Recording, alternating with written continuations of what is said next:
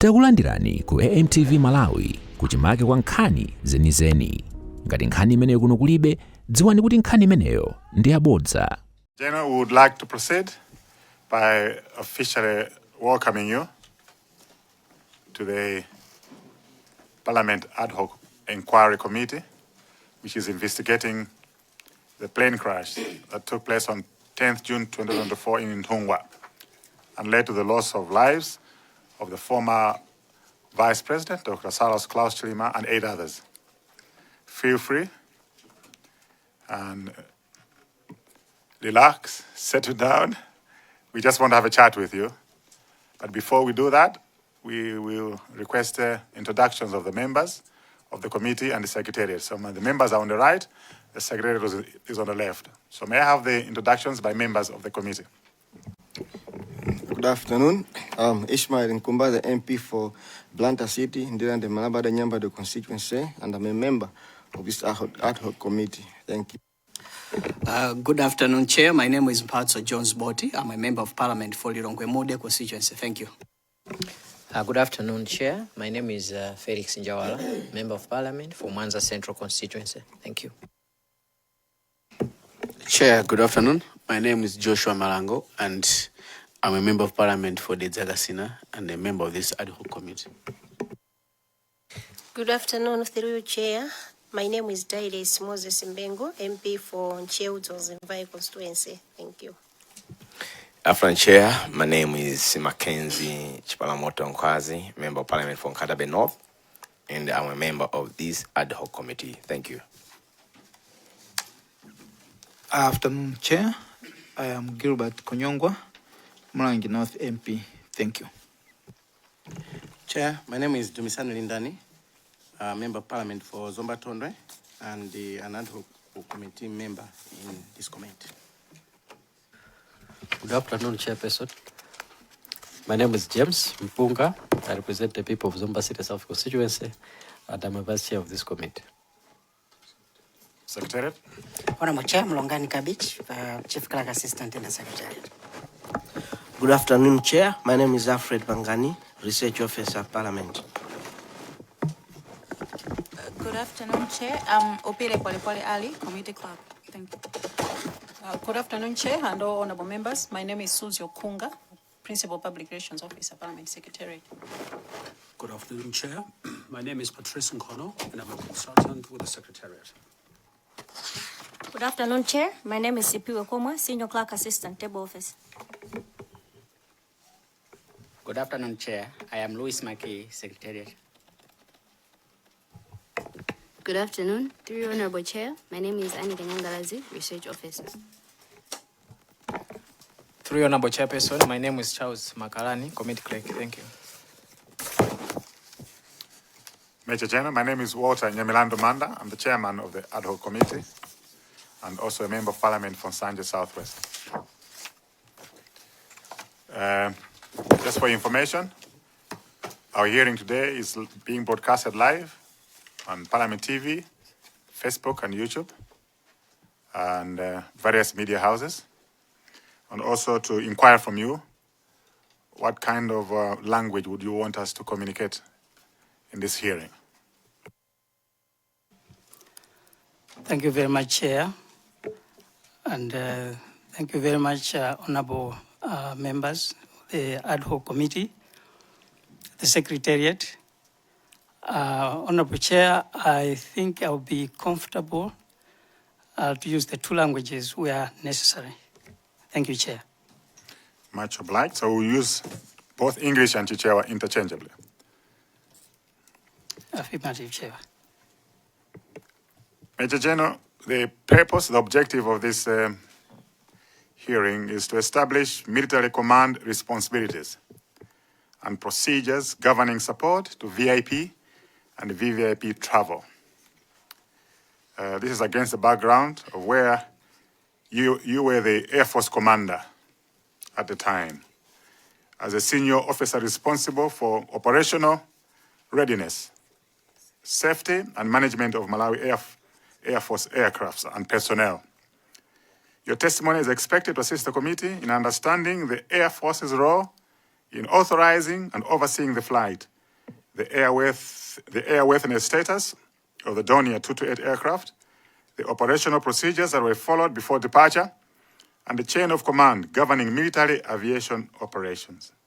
You were served with summons, and you've been asked to come before the ad hoc committee to testify on the role that you played by yourself and your office in the planning and preparations for the late Vice President's flight on 10th June 2024, including travel arrangements, operational responsibilities, military decision-making, communications with government institutions, and approvals obtained leading to the use of the military aircraft by the late Vice President. Major General, before you respond, would like you to take an oath so that you can respond to us fully and truthfully. May I request Secretariat to submit an oath?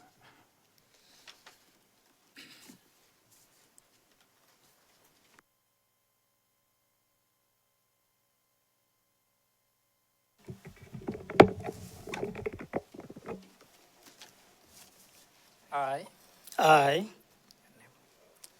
Major General Robray Ishmael, Do solemnly swear do solemnly swear by the Almighty God by the Almighty God that the evidence I shall give that the evidence I shall give shall be the truth, shall be the truth, the whole truth, the whole truth, and nothing but the truth. and nothing but the truth. So help me God. So help me God.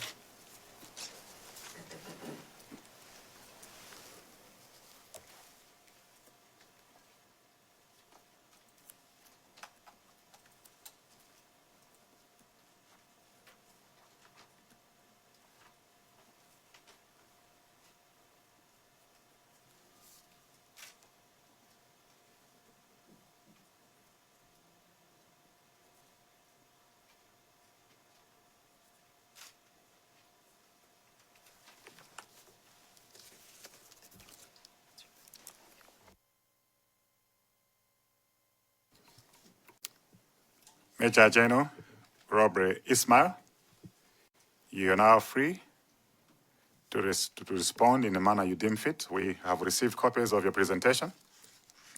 You may want to talk to your presentation or read it. It is entirely up to you, but the floor is now yours. Thank you very much, Chair. Thank you very much, honorable members.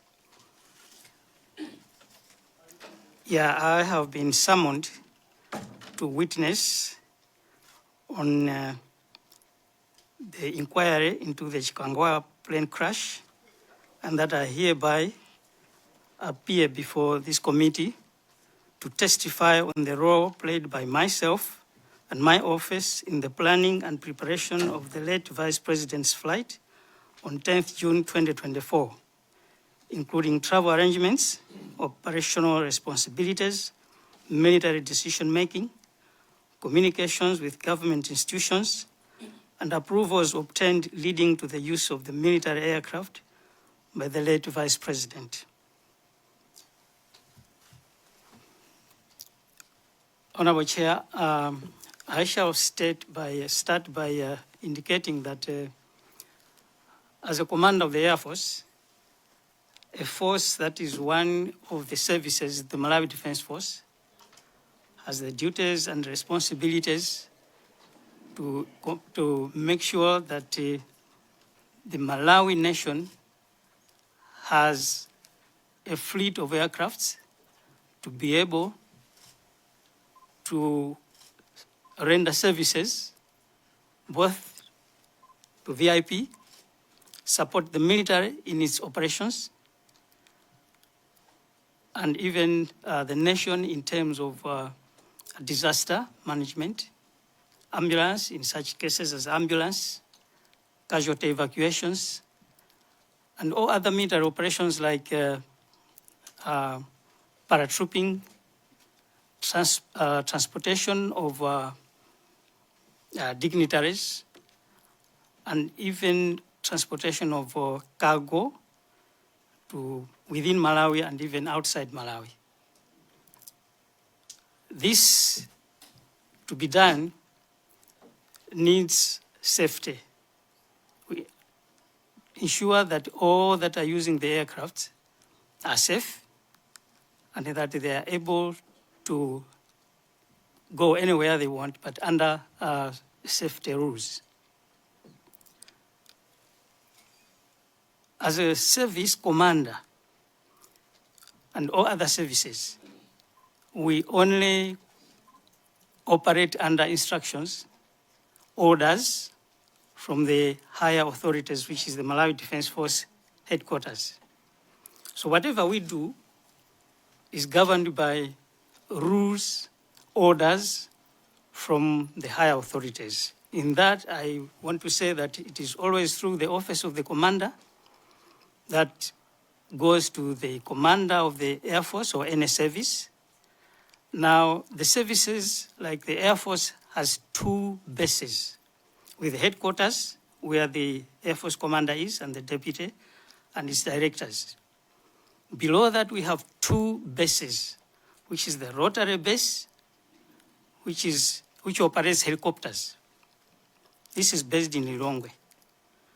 We have the fixed wing, or fixed wing base, which is in Zomba. Its role is to operate fixed wing like the Donias. We have now the MA600s.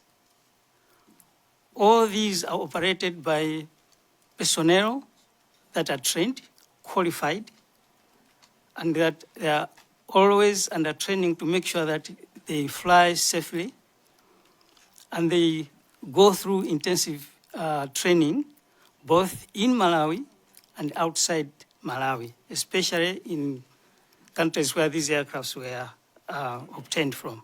For example, for Donia, they have to go for simulator training in Germany. For the rotary wing, they have to go for simulator training in Marignan, France. These are supposed to be done every year to ensure that all the crew are well trained, especially in emergency operations, solely emergency, because we cannot train on emergency operations on a real aircraft. So for this, we have to go for simulator training. Going to my testimony on the role played by me and my office in the planning and preparation for the late Vice President's flight on 10th June 2024, I will start by the background of the mission. This mission started with another mission which was conducted on 8th June 2024. This, I received a call from Professor Brigadier Dan Kuwali, who called me to request the procedure for acquisition of an aircraft, because there is need for an aircraft to ferry the remains of former Attorney General Ralph Kasambara, SC, from Blantyre to Mzuzu on 9th June 2024. So I told him about the procedure, that he has to call the joint headquarters, who would give us orders on how to go about this mission, because it was an ambulance mission. So for every mission, there's a requirement to configure the aircraft to the mission that we've been given. If it is ambulance, if it is paradropping, if it is VIP flight, we have to configure that aircraft to that mission. So the air transport order, this is a military order for the Air Force to conduct a flight operation given by the headquarters. That is, when headquarters has a mission and we are told there is supposed to be a mission order. Now, this order is issued in writing for any type of mission, including VIP flights. Verbal or telephonic communication sometimes are given exceptionally in case of emergency, but that has to be followed by a written order as soon as possible, that is 2 days or 48 hours to the latest. This is a requirement that is contained in the Standard Operating Procedures, SOP page 19, paragraph 244. Everybody knows that if there is an emergency, he may communicate in whatever way. For example, military operations, ambulance. We say we will carry out that mission, but a written order must come within 2 days. So orders were given by phone through General Jafu to the Air Force to further the remains of late Kasambara from Blantyre to Mzuzu on 9th June 2024. And the Air Force was to send estimates as soon as possible.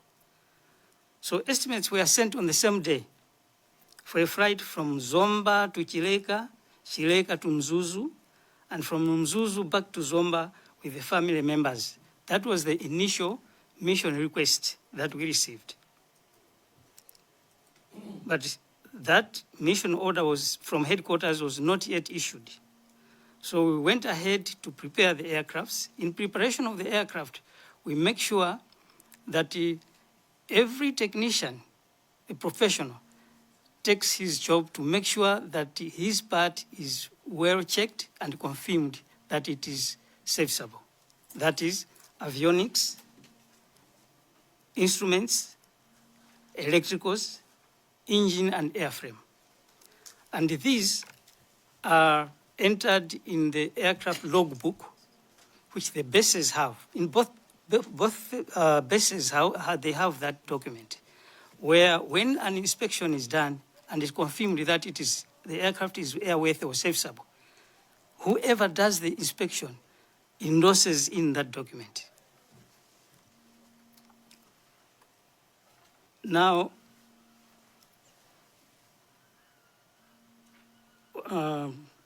the late Vice President's flight to Mzuzu on 10th June 2024. On 9th June, at around 15-20 hours, I received a call from General Dr.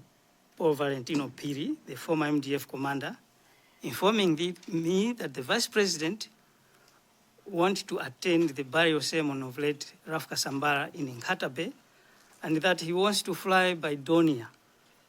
He stated that he wants to attend the burial mass in Nkata Bay and fly back to Lilongwe to see off the head of state on his departure overseas by 1400 hours on the 10th June 2024. This time, the Donia 228 Tango 03 08148 was already flying to Mzuzu on an ambulance flight mission hired by the family of late Raf Kasambara. So after receiving this flight order by phone, I called the deputy commander, who was also responsible for operations in the Air Force, based in Zomba, who communicated back to me that communication has been done to the crew in Mzuzu. The same time around 1700 hours, 9th June 2024. I also called the pilot in command, late Colonel Owen Sambalopa, who confirmed that they would take off from Mzuzu Airport at 0700 hours, 10th June 2024. Now, developments on 10th June 2024. At 7 o'clock in the morning, late Colonel Sambalopa communicated to me by phone that they are departing Mzuzu Airport with 3 crew, that is the pilot in command, and the technician, and they would refuel at Kamuzu International Airport before flying back to Mzuzu with the Vice President. That was following the amount of fuel that they had to be able to fly back to Mzuzu, fly back to Kia, and fly back to Mzuzu to pick up the family members, and then fly back to Zomba. So he also communicated the composition of the crew as Colonel Owen Sambalopa, pilot in command, Major Florence Seremani Ngwirinji, co-pilot, and Major Wells Aidini as a technician. 3 crew and negative passenger, that is no passenger. At 0748 hours, 10th June, The aircraft landed at Kia, and Colonel Sambaropa late communicated to me at 0750 that they had landed at Kia safely.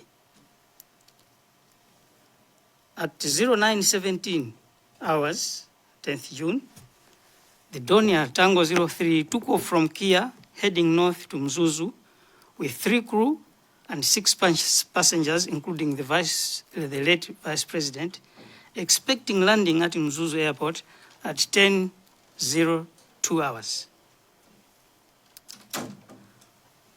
At 10:20 on 10th June 2024, we're at the MDF headquarters conference room, where I went for a meeting with the Commander MDF, the Army Commander, Deputy Defense Force Commander, and the Chief of Staff. I received a call from the Chief Operations Malawi Air Force, Major General H. Kandula, who was also the Deputy Air Force Commander, informing me that Donia carrying the VP had not landed in Mzuzu due to bad weather, and that Mzuzu Tower has been trying to call them, but there has been no contact.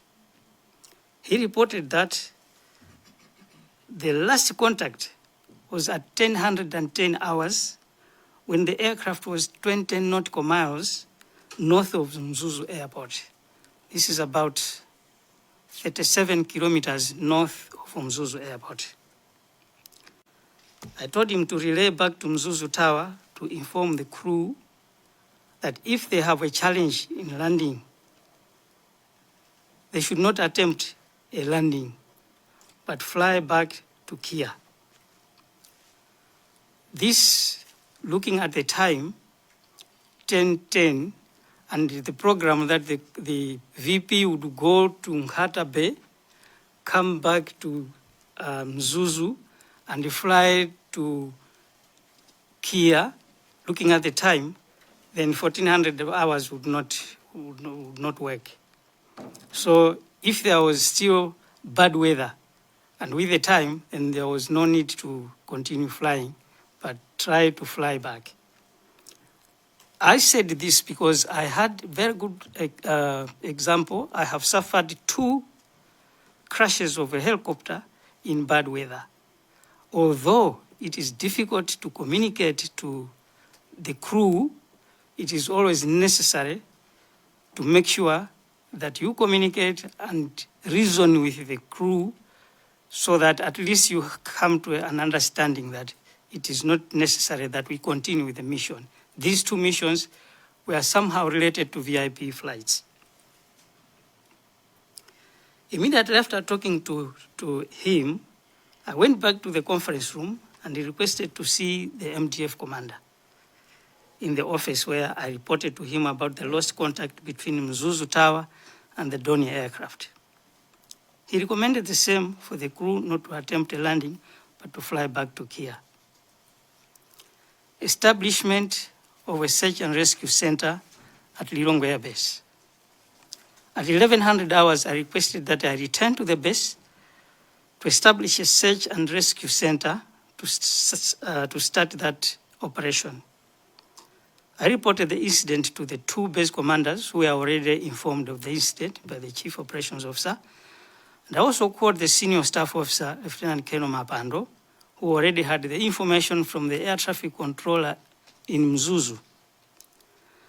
Arriving at Lilongwe Air Base, an operation center was established, following up communications between traffic in the airspace with both Kia and Mzuzu and our Lilongwe Air Base control tower. So I was physically in the control tower, listening to all traffic that was flying around the airspace. Unfortunately, we couldn't get any contact. The only contact that we had with Kia was when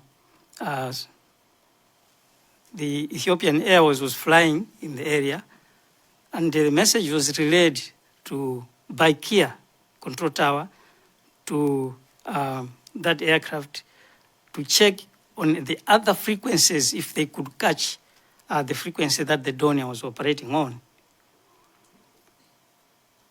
Then I communicated to Zomba Air Base to organize a search and rescue team to drive to Chireka Airport and prepare one MA600 to fly to Lilongwe to marry up with Lilongwe Air Base technical team to join in the search at Chikangawa. As military service commanders receive orders from higher command and execute those orders, service commanders do not communicate outside the defense force except on approvals from the commander, if there is need to. In cases of ambulance and this particular flight, as no written orders from MDF headquarters were issued yet, this was due to the urgency of the mission. The order for use of the aircraft by the late Vice President was taken as an order from higher command, awaiting written orders, since the aircraft was already in Mzuzu. An operational order, number 31-2024, was issued the same day, on 10th June 2024, for the base to conduct the mission, and that is on Annex 2. Estimates were sent to MDF headquarters for funding of the mission, that is to be able to cater for fuel. Communication to neighboring Air Force commanders. I informed the MDF commander of my intention to contact Zambia Air Force commander to seek for support. He gave me a go-ahead, and at 15:53 hours on 10th June 2024, I called Zambia Air Force Commander Lieutenant General Nyoni to inform him of this incident, and he requested support from his Air Force for a search and rescue, plus an ambulance to assist in the operation. This was in accordance with the SADC Standing Aviation Committee agreement that we had, that was agreed between SADC Air Chiefs or Air Force commanders to communicate and support neighboring countries in times of disaster. This was agreed in a 21st SADC Standing Aviation Committee SAC that was held in Cape Town, South Africa, 27th, 28th February 2024.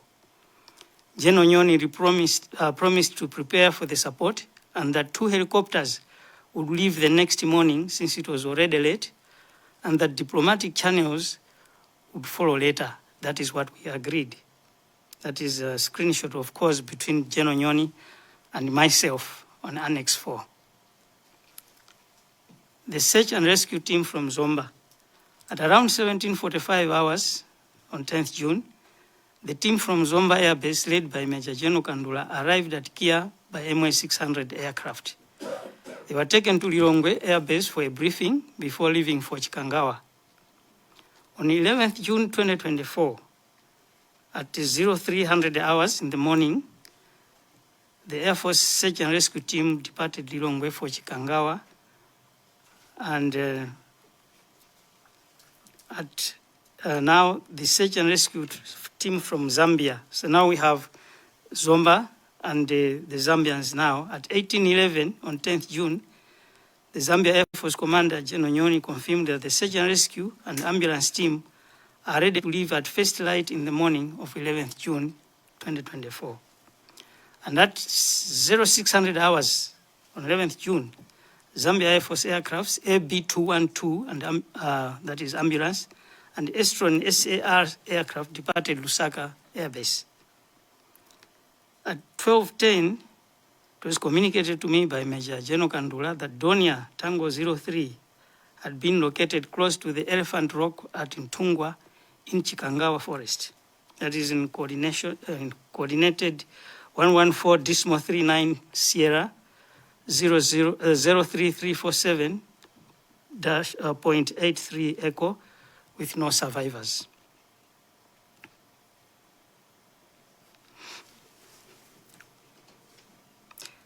At 0827 hours, General Nyoni communicated that the 2 helicopters are at Chipata refueling, ready to arrive around 12 o'clock.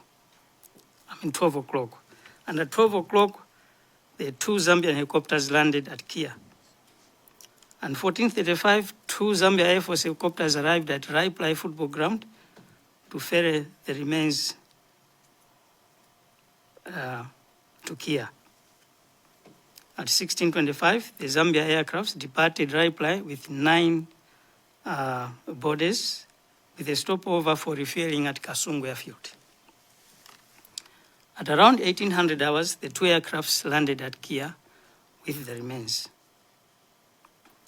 On 11th June 2024, an accident report was sent to the manufacturer, now General Atomics, that was RUAG at the time.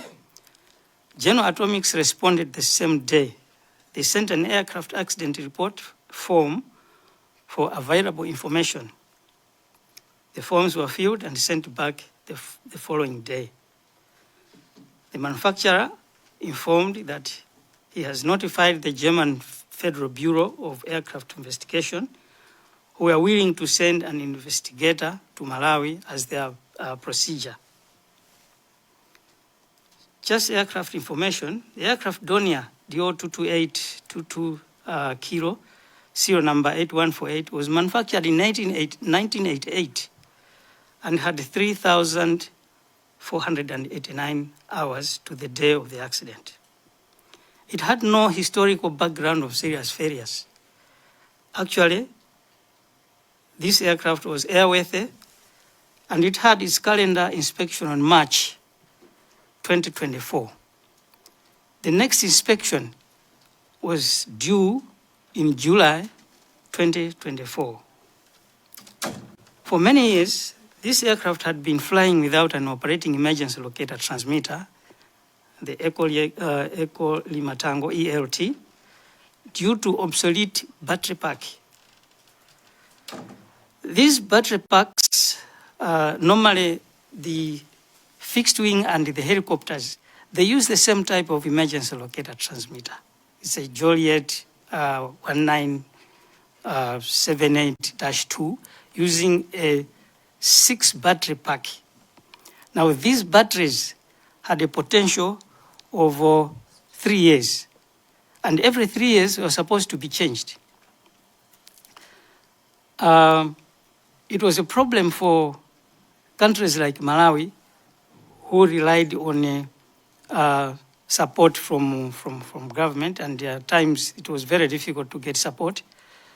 So there were requests of change to another type of frequency, another type of ELT. This coincided with a service bulletin that was issued by Donia almost the same time. This bulletin changed this type of transmitter to a new type with a longer battery pack life limit and uses a different operating frequency, as the former had 3 years of life limit.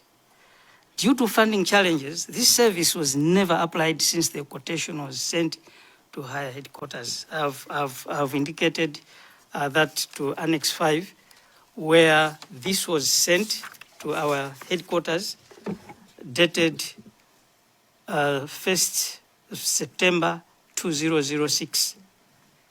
From 2006, there have been follow-ups to make sure that funding is at least given so that we are able to procure this. This was a retrofit. A retrofit is that you have, like in a car, you have equipments like cruise speed or whatever, and you want to add something else to upgrade the cruise speed.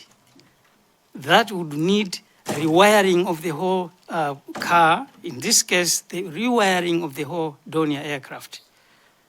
And that needed that aircraft to go to Germany because it was also due for a major, let me call it major, yes, inspection, where they were supposed to do deeper maintenance. So with lack of that, and the safety issues that may come when using this equipment, we just put it on off position because there's 3 positions. The first one is automatic. In automatic position, this thing emits a signal on its frequency, on impact. If it is flying, you don't need this thing because it doesn't work. It only works when it is on position automatic and it is on impact, failing which it's something that it will always be there in the aircraft, but it won't work. It can only work on impact or hard landing or a crash. That's one thing. And again, this equipment forms part of the minimum equipment list. Every aircraft, when you procure an aircraft, you have a list of items that are basic for the operation of that particular aircraft. So this was one of the minimum equipment list that we had. So we continued flying on this aircraft and the other aircrafts, of course, without the ELT, awaiting attention of the higher authorities to fund this equipment. I don't know whether it's necessary that I have included the institution of an independent investigation team from BFU, from Germany, that is the German Federal Bureau of Aircraft Investigation. I was a member of this investigation team as an ex-officio. So I believe that this can be discussed at another level or another forum, because it's a long, now we'll be discussing about the BFU investigation document, which I have, and I was a member of that investigation team.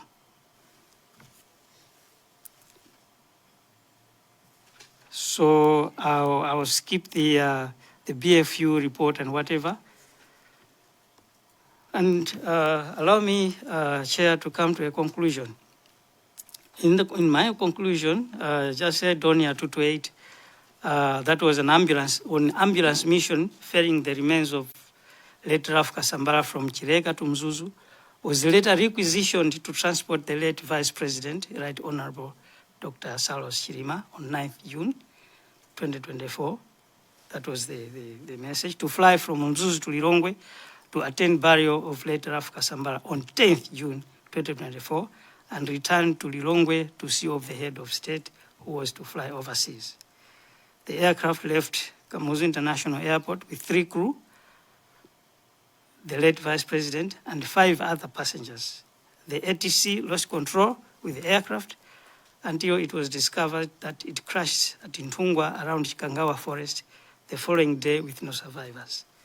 The remains were flown by Zambian ambulance helicopter to Lilongwe, submitted for their inquiry's consideration. Thank you, Chair. Thank you, honorable members. Thank you, Major Cheno Ismael, for your presentation, your explanation, your testimony that has been made available to us. I will open the floor to members to ask any questions. Planter Malabada. Thank you very much, Chair and Major General Robray Ishmael, for quite an elaborate presentation. I have 2 questions, Honorable Chair. Number 1, what information were you provided with the 3-member crew that had returned from Zuzu and landed at Kia to pick up the late Vice President and others? Second question, Honorable Chair, it's become apparent and clear that the MDF and MAF were very aware that the aircrafts, specifically the Donia, did not contain a black box as well as the ELT. It was not functioning. Was the Office of the President and the Office of the Vice President made aware of this condition of the Donia? Thank you. Major General, you can address that. Thank you, Chair. Thank you, Honorable. The first question on the information from crew that flew from Mzuzu to Kia, there was no information apart from indicating that they left Mzuzu Airport at 07:05 because he was reporting of 7 o'clock as he was going now to the aircraft.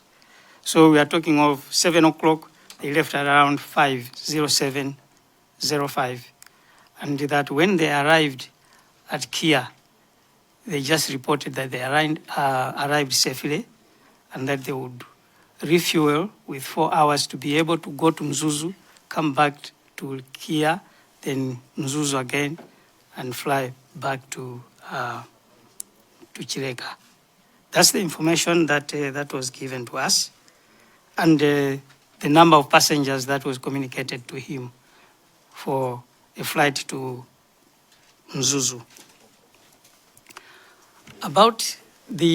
That's the second question, Chair. The black box that has been mentioned is a flight data recorder. This component, much as we call it black box, is not black, it's orange in color. It is always carried at the back of the aircraft. Its function is to record all the flight data, that is engine parameters. For the fixed wing, we are talking of the throttle, the banking, and all that is displayed during the flight. Some of the flight recorders are also connected to the cockpit recording. That as it records the parameters of the flight, it also records all communications that are done in the ICSs. ICSs is internal communication system that the pilots use to talk to each other, and nobody else can hear that except the crew.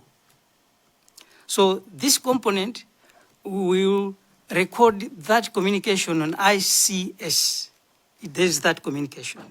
In some aircrafts, we have where the VIP sits, we have another telephone that the VIP is able to communicate to the crew.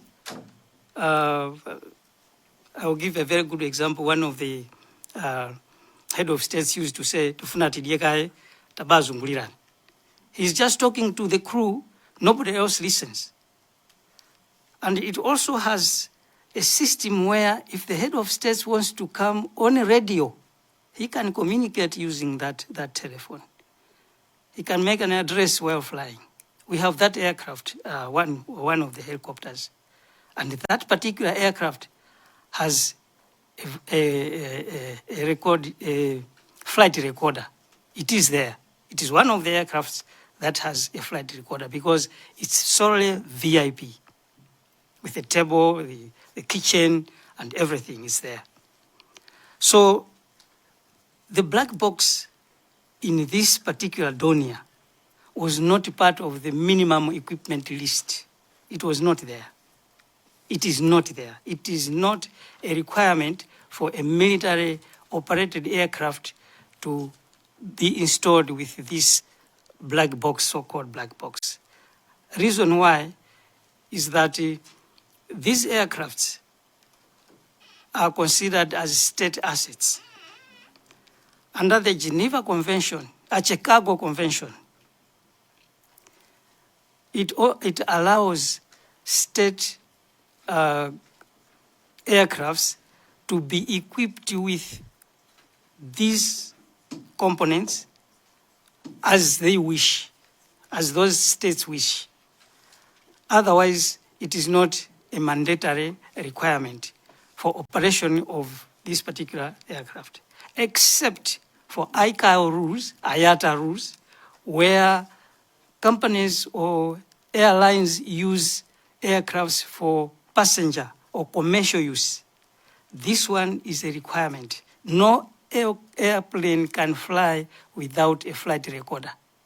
It is not allowed. There are these rules that are given by ICAO and IATA. IATA is an organization that looks after passengers. ICAO is the civil aviation rules and regulations.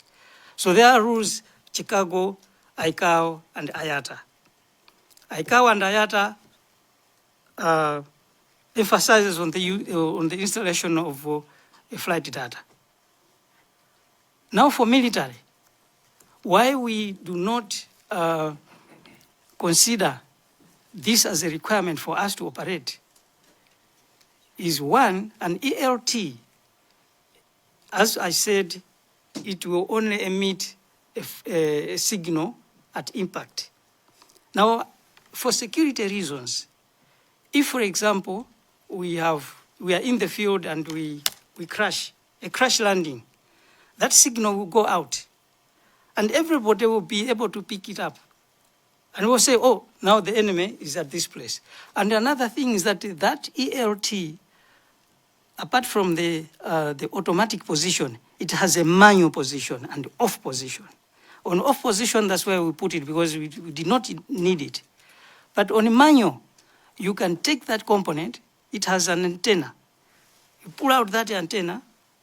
If you are lost, for example, in case of Chikangawa, for example, if there was, that component was working, and there was a survivor, one would pick it up and start a meeting.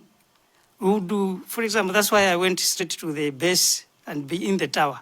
We could pick up that signal and talk to that particular person. So you know our friend is at this place. Alas, this thing was not working. Our helicopters, all the helicopters and all the aircrafts, they are equipped with an ELT. A working ELT would not have any challenges locating where that crash has happened. We had the equipment, yes, but we couldn't do anything.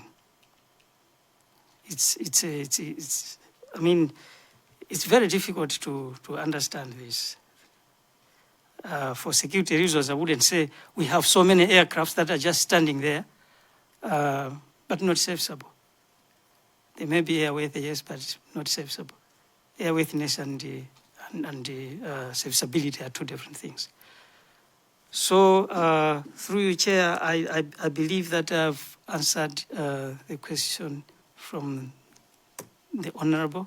Honorable Chair, I wanted to know if the offices of the President and the Vice President were made aware that the ELT's battery was down, was not working, to allow them to be able to make informed decisions as to whether to procure the services of the Donia or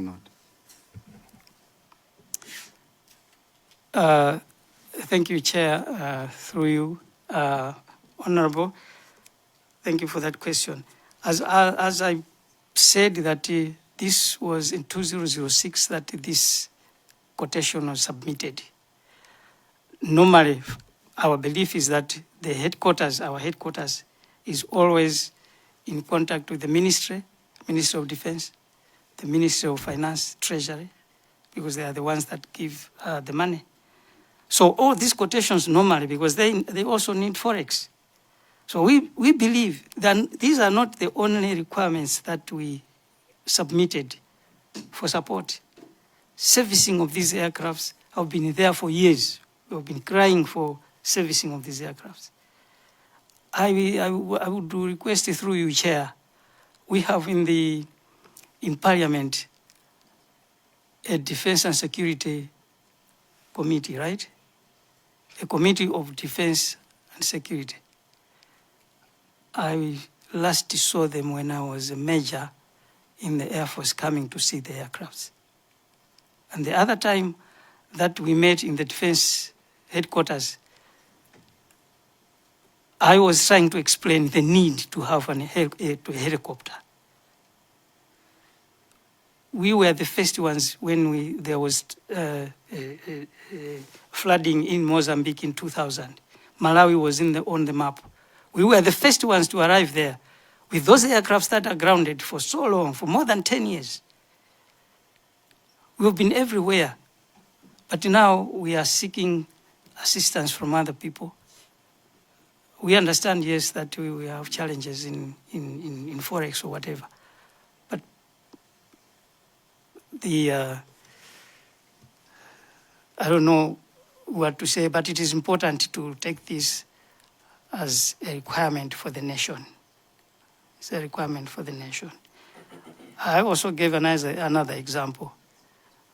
This I was talking when even the SPC was around. I said, imagine that the head of state is sick and we have to to take him to hospital.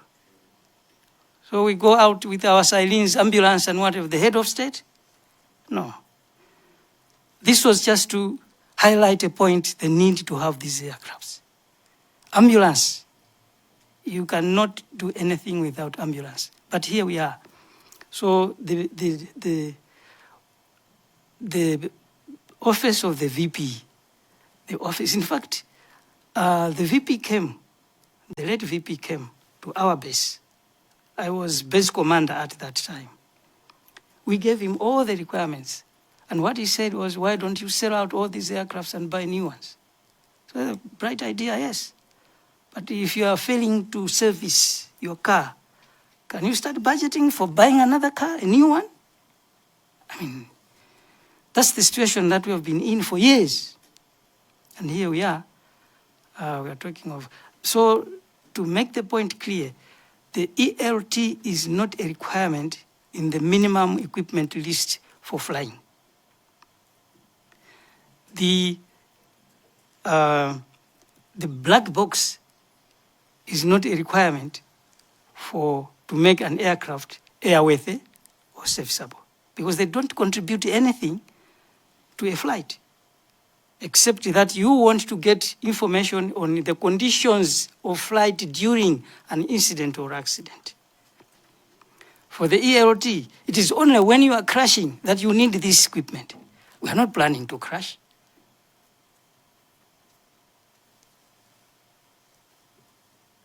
Through you, Chair, I think... Major General, are you suggesting that the former Vice President knew that the Dornier 228 did not have an ELT, did not have the black box, when you've indicated that he came and inspected the base and advised you to dispose some of the platforms we have to buy new ones? Is that an insinuation that he knew? Thank you, Chair. What I'm trying to say, he did not come to inspect the aircraft, but he came to visit. And in our presentation, as ministers come, he also came.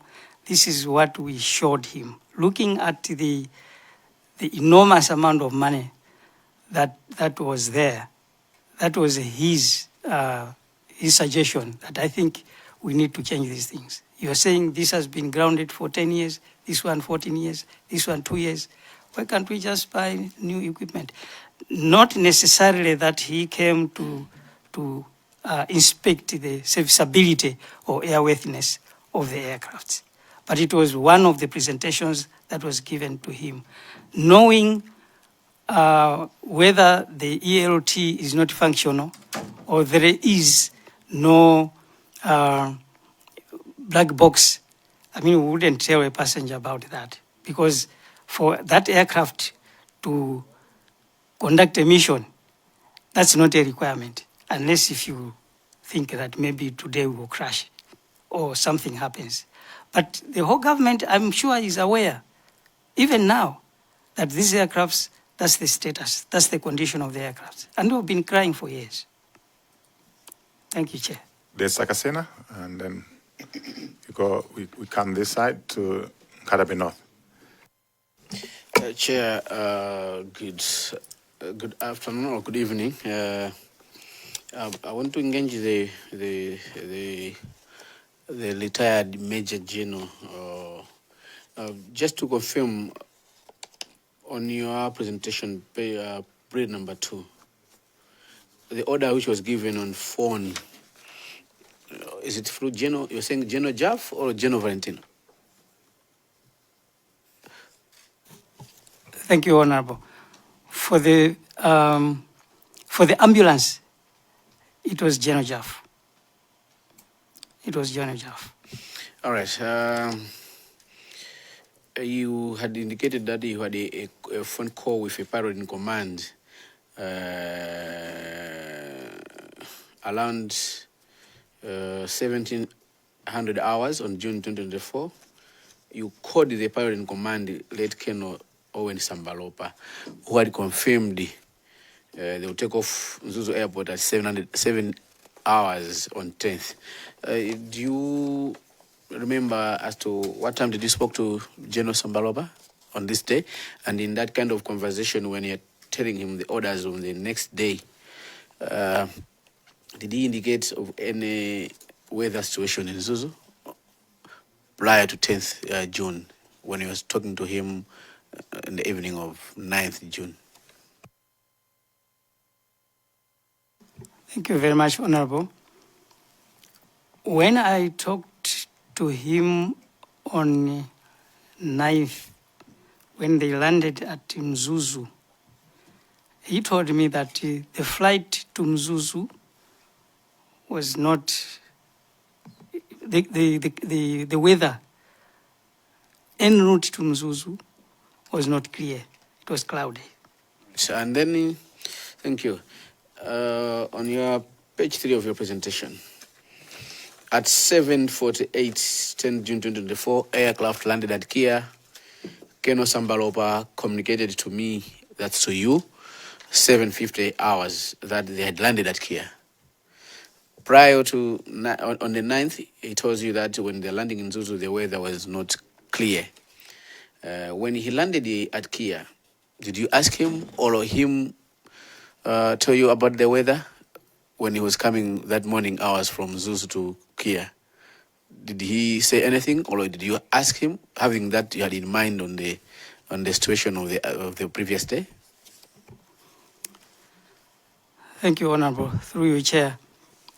When he communicated to me after landing at Kia, he indicated that Mzuzu, that morning when they were leaving, it was cloudy, yes, but at least with some octas at certain levels. Octas is the Charlie Bravo, the rain cloud anyway.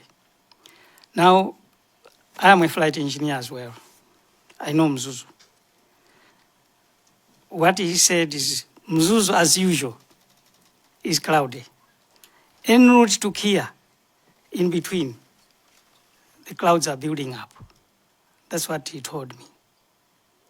We have clouds, yes, but knowing very well that I am talking to a very qualified pilot in command, and we have always flown to Mzuzu and back, we knew where to go. In most cases, if you look at the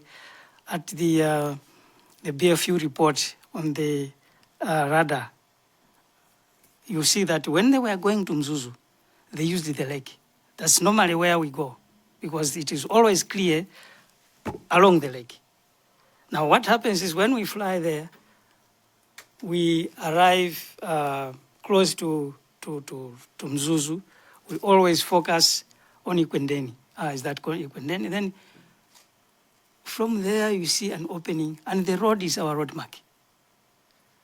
We look at the road, and now we know that once I take this road, I will arrive north of Mzuzu Airport. So Mzuzu, in months like this one, it's never clear. It's never clear. There's always cloud at certain levels. Thank you so much. I'm glad that you have, in your response, you have referred to BFU reports, because that's where I was going. The BFU reports, which you have referred to, it says, it had mentioned that the flight was flying, at a certain point, the Donia was flying low, as low as 7,000 miles, is it? Instead of going up to 9,000 above, maybe to have a clear view. So you're saying you are the engineer, you have flying that Donia before. Do you have any idea why the flight was flying that low? Thank you, Honorable. Through you, Chair. Actually, I'm a flight engineer on the helicopters, not on the Donia. However, from BFU report, I don't know whether we'll be talking on BFU report, but if you look at the BFU report, you will notice that when the crew submitted their flight plan, the flight plan requested to fly throughout at 9,000 feet. Why was 9,000 feet safer? Is because the level of your octaves, your level of your cloud is always below 9. That is one reason. The next reason is that radar, for Kia radar to pick you, to be able to see you where you are, is around that level. Below that, up to 7,000 feet, below that, no radar can pick you. That's why when they arrived in Mzuzu, what happened is they were flying high and low, but always, most of the times, below 7,000 feet, which means no radar could pick them up. That is one. Two, they were in the mountains. That impedes the signal, radio signal, from the tower to you. So there are two issues that contributes to this challenge. One, the level of flight. Unfortunately, there was no first survivor. We have no survivor to ask them, why did you leave? You requested for 9, and you were given 9,000 to fly straight to Mzuzu. Why did you change to 1 to 7,000? And then why did you leave the course, arriving NASA, diverted about 3 nautical miles away from the point in Why was this ABCD? Why these loops and whatever? I don't think, Chair. Okay, Chair, I have 2 more questions. The last one, before I go to the last one. Sorry. Just on your question. Yes. On your question, I want to weigh in on your question. So you are a flight engineer. What do you make of these irregular flight maneuverings that were happening after it had crossed, is it Kasungu, NASA Point? What you, as an engineer, apart from the attitude, yes, we understand, you have explained, but these maneuverings, going in circles, in loops, what do you make of this? What would be your views? Thank you, Chair. Unfortunately, I may not be able to, because that's where the whole issue is. That's where things started to go wrong. And that's where the investigation has to zero in. That's the whole issue. The diversion, the attitudes, the loops, and all that. If we sit down and try to analyze all that, we will definitely come to kind of an understanding of what may have been happening. This would be hypothesis anyway. But I believe that at the end of all this, we may come to an understanding of what was happening to the crew, to the aircraft, to the weather. That's the issue that we need to be focusing on. And I believe that the committee will have certain arrangements to go into the BFU report. I have the report. I was a member of that investigation.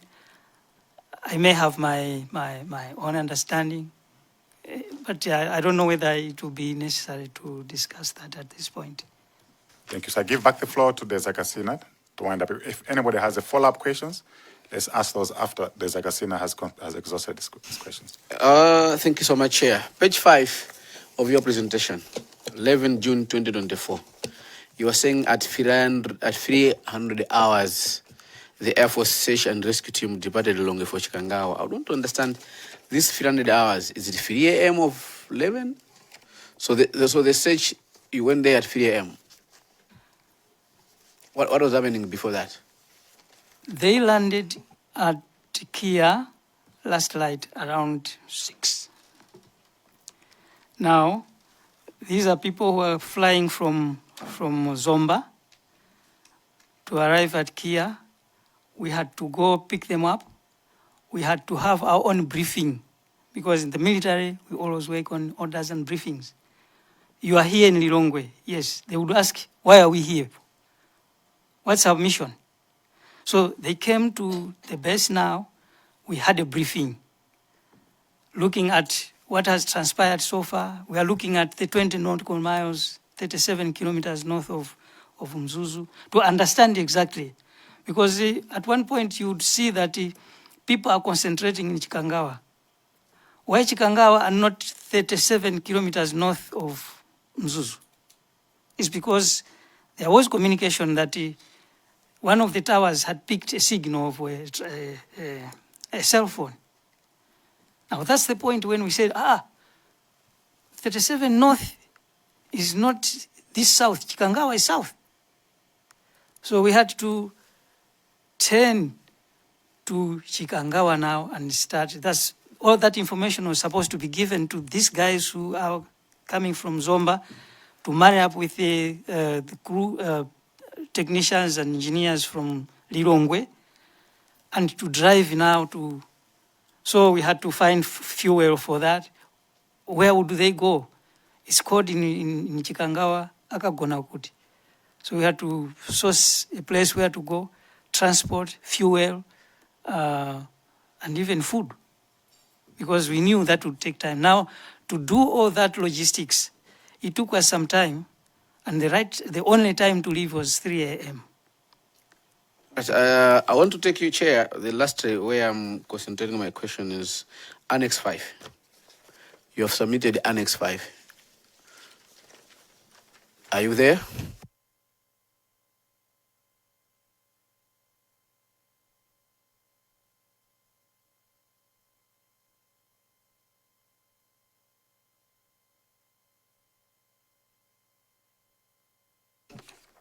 I am there. All right. During this is I think, is it a quotation? Is a quotation for Donia 228/208K,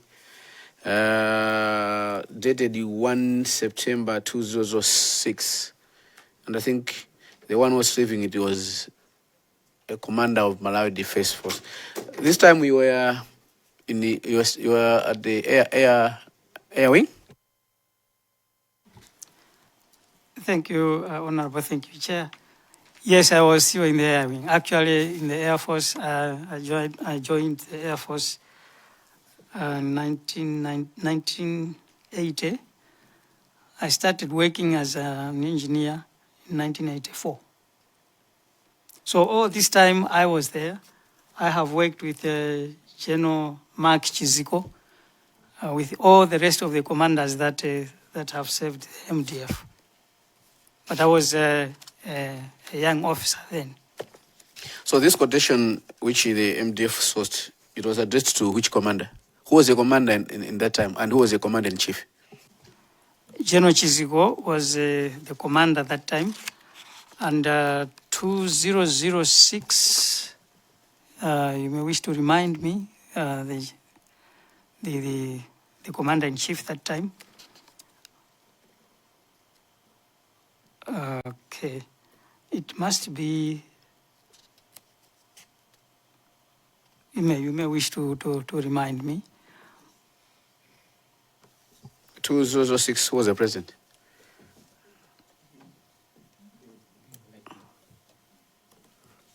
Was it the late Bingo Mtarika?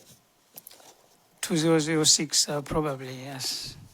And who was the commanding officer at the air wing? It's General Mtende. And on page 507, there's I've marked there. There's retrofit of 18 parameter flight data recorder. There's a price at the end. There was the cockpit voice recorder. There's the transponder and the 406 megahertz ELT, according to SB 228/256. Can you confirm these are the some of these are the batteries of which you have said they expired 2004? Thank you, Honorable. Thank you, Chair.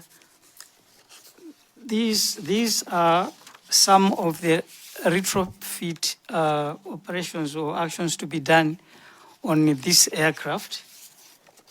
And this is a proposal for quotation, that if at that time we accepted these things, this aircraft would have been equipped with these that we have read. And can you confirm the total price at that time? The total price was 1,282,980 and 65 euros at that time. So this annex, this quotation you have presented is 2006. From 2006 to 2024, 2024, let's say 2024, have there had any other quotation which your office, like commanding office based at Air Wing, you have also tried, or you are working on the same, based on this same quotation? Thank you, Honorable. This was just, I took hold of this just to show to the committee that this thing was not part of the, or was a component that was not working from this time that we have been, the first quotation was submitted. All along every year there have been requests for quotations, and I think now they have just said, no, I think we are no longer going to give you quotations. 2006 to date, I mean, even if it was my shop, I would say, no, please, save my... Chair, I think that's all from the Legacy. So we have Nkadabe North, and we go to Mwanza Central, then Molanj, and then Lilongwe Mudi. Chair, thank you very much for giving people of Nkadabe North to ask some questions.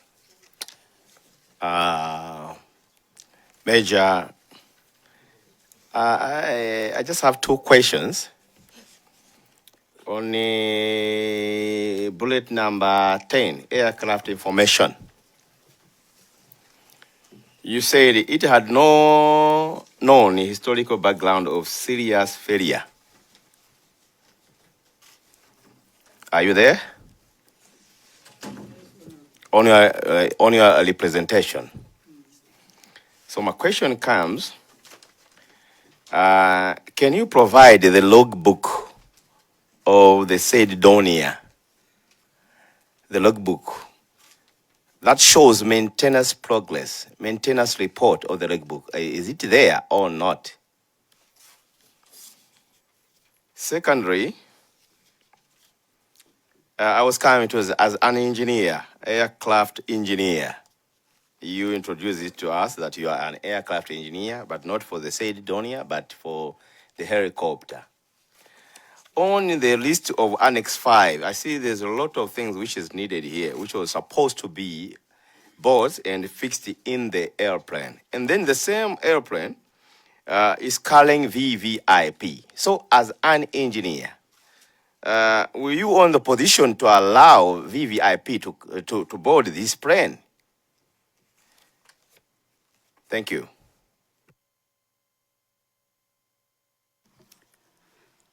Thank you, Honorable. Thank you, Chair. I will start with the second part of your question, Honorable. That would it be right to allow this aircraft to fly with these items that have been mentioned? I would say that if you look at page 5 of 7, on top, it is 7 JAR Ops 1 and avionic upgrade. This was an upgrade that we are talking about. With the example that I gave you, if your car, for example, it has, you want your car to have cruise system to be able to just push something and then your car goes. That's an upgrade. Upgrade from a certain level to another level. It doesn't mean that these were on a minimum requirement list. I emphasize minimum requirement list. Minimum requirement list are items that are required on the aircraft that would allow you to be able to fly. But upgrades, automatic pilot, If you want your aircraft to have an aircraft, to have automatic pilot, you want it to have a voice recorder, you want to have that is what they are proposing, that we have this on the market. We can do this for you. This will cost you so much. It was up to us to say, please come and do this job, or not. So lack of these could not stop an aircraft from flying, because the minimum equipment list determines the airworthiness of the aircraft. If you are to determine, I'm also a quality control inspector.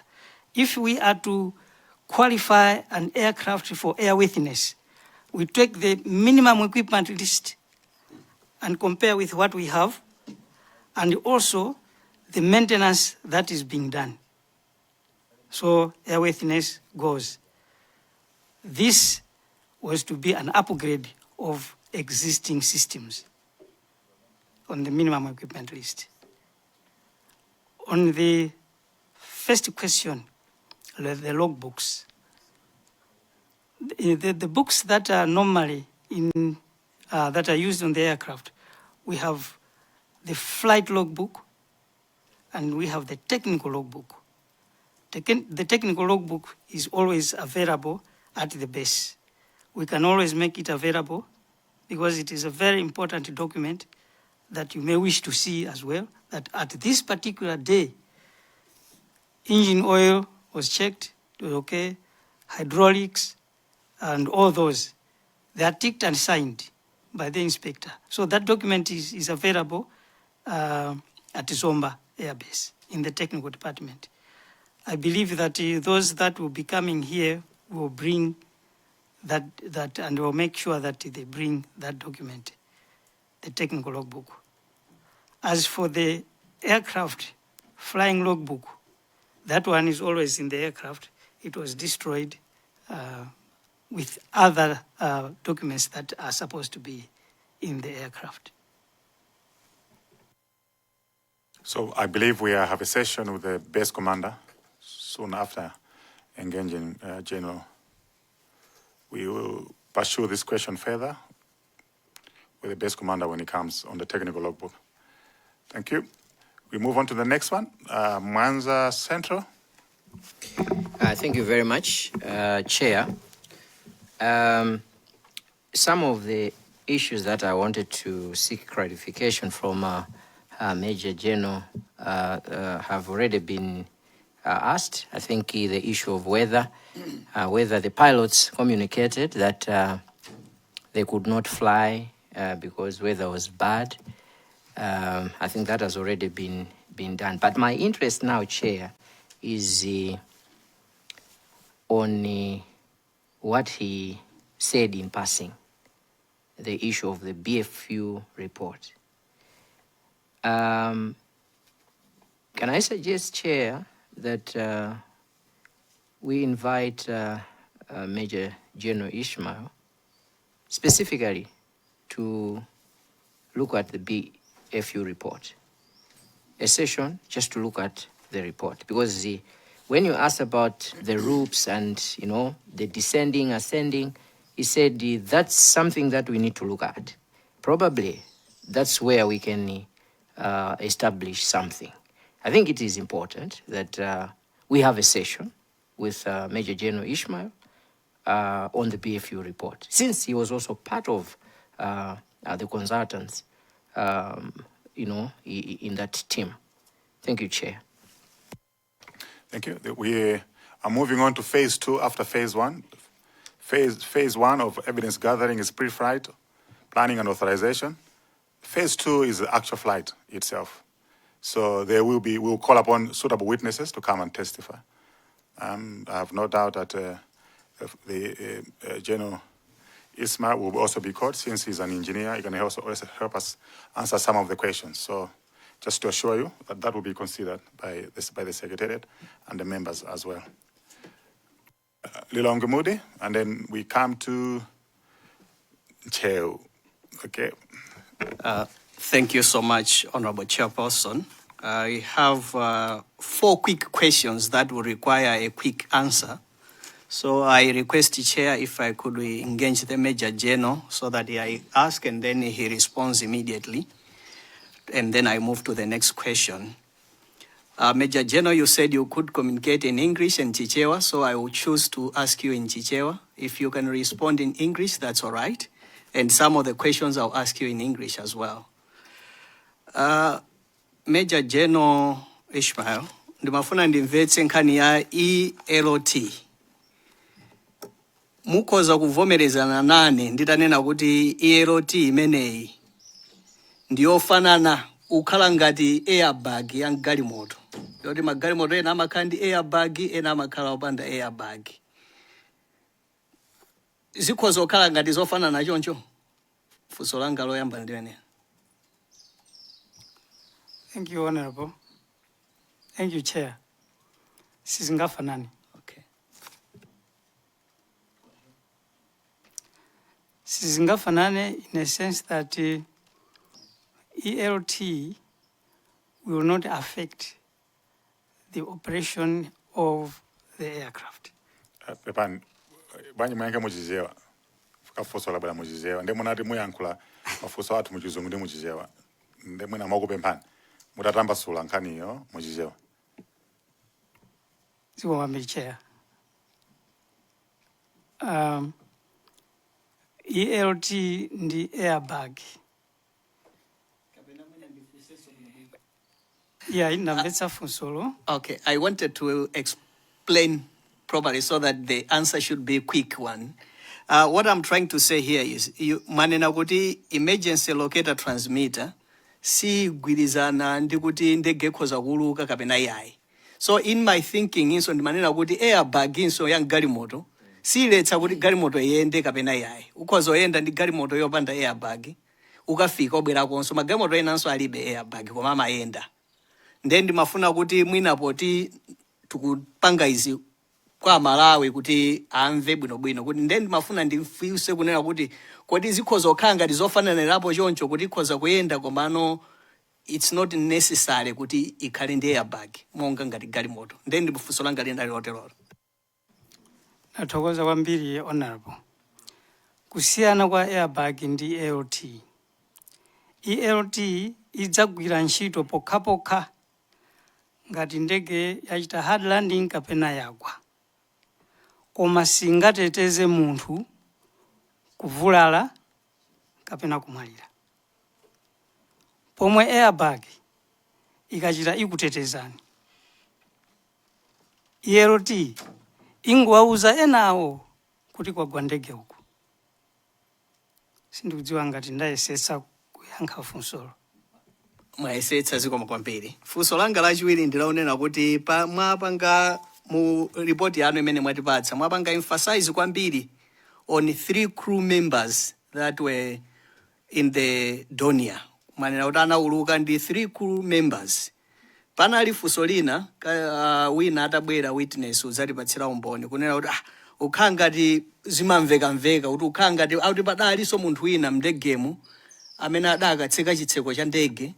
Then mafuna ndimve poti inuyo mwagwira ntchito pa ndege nthawi yayitali. Kodi nzotheka kunena kuti pabwere munthu wina mu ndege kukhala kuti wakwera nawo ndege ija kapena wabwera nkudzatseka chitseko cha ndege nkumanyamuka zimachitika kapena zikhoza kutheka? Nathokoza kwambiri Honorable. Through you, Chair. Ndizosatheka. Zimene zimachitika kawiri pa 3 po pilot ndi pilot in command. Kawiri timamutchula pilot in command as pilot flying. Winayo ko pilot amakhala pilot non-flying PNF. Ndipo makhala timayikamo technician when we know that ndege isikabwerera lero ikagona konko. There must be somebody woti akapange prepare ndegeyo after flight and before the first flight. Amene uja amakhala mndege muja. Ntchito yake ndikuonesesa kuti ndege ija ma engines achita start. Ose amene akola moto tinene choncho. Nthawi zina mmamona wina wake amaima mapanga chonchi. Amene uja amakhala technician wakuti ali mu ndege muja akatha machokes zijatimaika kutsogolo kwa matayala a ndege. Iyeyo akaona kuti ndege ijayo yachita start, amaliza starting procedures, ankati aja amampasa saini ya chonchi. Saini iyi ndionena kuti takonzeka kuti tinyamuke. Ngati pena pake mwina ndege je kupanga utsi pena pake engine amatere. Ndikutere kuti adzimise ma engine something is wrong. So akapanga chonchi ankati aja nkumuza kuti achose matala kutsogolo kuja. Akachosa amapereka saini yoti choncho ndikutere. Kuti machokes aja ndatani ndachosa. Si munthu wambayi. Zimenezo sazidziwa. Ntchito ya technician uja ndi imeneyo. Akachosa machokes aja amadziwa pamene owayika pali special place ku cargo compartment kumene amayika iye uja. Munthu ina aliyense sangangobwera kuti achose machokes. By the way, flight ya VP sipamakhala security pamene paja. Ndiye munthu akachoke uko kubwera uzachosa machokes ndi kutseka chitseko. Amene ujayo anali late Wales ID. Sanaone bwino, si munthu wamwamuna ayayi. It must have been kwa iwo maso awo a female ghost. Sorry to say that. Zikoma kwambiri. Funso langa lotsatira ndilonena kuti mwatiuza mukupereka ripoti yanu kuti inuyo mwagwako pa ndege ya helicopter kawiri. Kaya namva bwino munanena kuti you have survived 2 crashes. Was that correct? Kuti namva bwino? I did not mean that I survived, but I witnessed kapena choncho 2 crashes za ma helicopters. 1 fatal, the 2 fatal and 1 survivor. Chabwino. Zikoma kwambiri kuti mwapanga clarify kuti munapangako witness kapena munaonako ngozi ziwiri za ndege zimene zidachitika chifukwa cha bad weather. Munatero kuti chifukwa cha weather. Ndiyeno mukupitiliza kulongosola mnanena kuti mutalankhulana ndi akandula. Munawauza kunena kuti mukangolankhulana naso ndi air traffic controller wa kunzuzu mwauze azibwerera. Kenako munabwerera meeting nkukakumananso ndi a General Phiri amene munali nawo meeting imo mukuwapanga brief nawonso anakuwuzani kunena zomwe zonso kuti aja azibwerera. Ndeni mafuna ndimvetsetse kunena kuti ndi inuyo amene mudapereka order kunena kuti mukangolankhulana nawonso ali mu ndegewo mwauze azibwerera. Kapena order imene idachokera kwa General Phiri kuwuzani kuti ayi kauzeni amene akulukawo kuti abwerere chifukwa cha bad weather. Mafuna ndingomvetsesa pamenepo. Zikoma kwambiri honorable. Ndinene kuti it was not an order to say mukalankhula nawo muauze as an order kuti abwerere. Because the pilot in command is the one who makes decisions. Koma ineyo with my deputy kukambira nankhani. We already feared of the West. But what we said is, that is, if there is no contact up to now, maybe if there is contact at any point, Mzuzu Tower, Auze. Because looking at the time, how long it will take to land if they insist in trying to land at Mzuzu in that bad weather. Nde abwana apite kuNkhatabe. If the weather continues deteriorating, are they going to take off from Mzuzu? Which means the VP would be stuck in Mzuzu. Sanga bwerere. Because we know kuti Mzuzu dzuwa likamapita kumadzulo, the weather imachita it worsens. So we said after talking with him as 2 generals, we were saying, I think Ababa, the only way they should not attempt a landing, they should just fly back. Zikoma kwambiri. Funso lomaliza ndilokhudzana ndi BFU mu inuyonso mudali nawo mu timu ngati ex official. Mafuna ndimve ngati mukudziwa kodi adawalipira a BFU ndani? Adalipira ndi Malawi government kapena boma la ku Germany lidalipira for ntchito yawo a BFU? Zukomambiri Honorable. That much I cannot give an answer,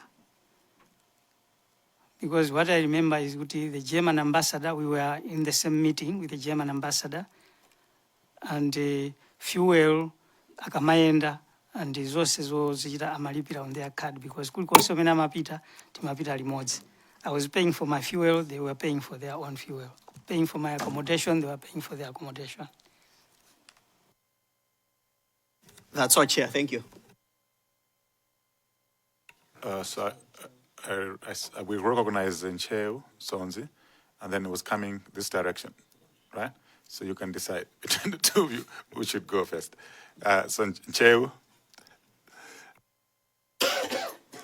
Thank you so much, Chair, for granting us the people of Ncheu Zimvai constituency to ask a question to General Robray Ishmael.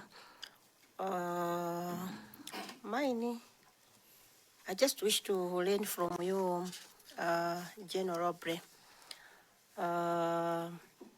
What are the respective responsibilities of Air Force Commander, Base Commander, and MDF headquarters in such operations? Just wanted to learn from you. Thank you. Thank you very much, Honorable, through your chair. The responsibilities, let's start from the joint headquarters.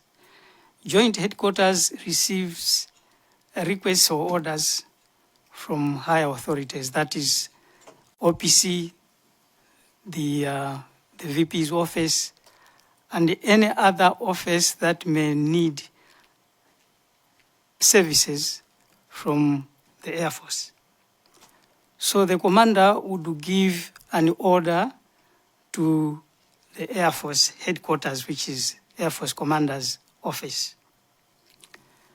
The Air Force commanders do not just take requests or orders from joint headquarters unless, in the first place, the commander asks the status of the aircraft. In fact, every week on Friday, the bases, the base commanders are required to submit aircraft status, let me just say equipment status, every Friday, so that the joint headquarters is aware of the status of aircrafts and equipment that the bases have, and that is to say, the status that the base commanders present to the joint, the Air Force commander. So the chain of command is from high above to joint headquarters, MDF headquarters, to Malawi Air Force headquarters, to the bases. Now the base commander has a very big responsibility. His responsibility is to make sure that the bases have serviceable equipment. They are the ones that know exactly the status of every aircraft and every equipment. And they report to the Air Force headquarters. They are the ones that normally have information of the status of the aircraft. Next inspections, they are the ones that have that information. Now, if, for example, a request comes to the Air Force commander will not answer that unless he contacts the base commander. Base commander cannot just answer that. He will confirm with the technical department. In the hands of the technical department. They are the ones that service the aircrafts. They are the ones that know the status of the aircraft. If, for example, an aircraft goes out for a flight and it comes back, during their post-flight or inspection after the flight, the technical department will know that this aircraft has come back with this discrepancy. Maybe an instrument was not working. It is the technical department that will inform the base commander to say, this aircraft has this problem. We need to sort out this problem. Give us, for example, depending on the type of work that they are going to do, 2-3 days to fix this thing. So those that information is passed over to, a request is made to the base commander. Base commander will tell the Air Force commander of the status. The Air Force commander will inform the headquarters if it will take more than a day that this aircraft will not be serviceable until this day because we have this problem. I don't know whether I've answered your question, Honorable. Well answered. Thank you. Yes, you may proceed. Thank you so much, Chair. I think I'll just have a chat with the General, Brigadier General. Yeah, through you, Chair. I mean Major General. So I will be asking through you, and I'll just requesting for permission to engage this. Okay. I wanted to start by learning something, or rather to confirm with the Major General, because there was a question, I think, is it in Katabe or Manza? Asked something about the witness who gave us a picture on the additional lady in Ninongwe. And he has answered well, but I wanted him to confirm that he is answering with reference to ideal situations. Otherwise, he would not necessarily know because he was not on the ground. Is that the case, Major General?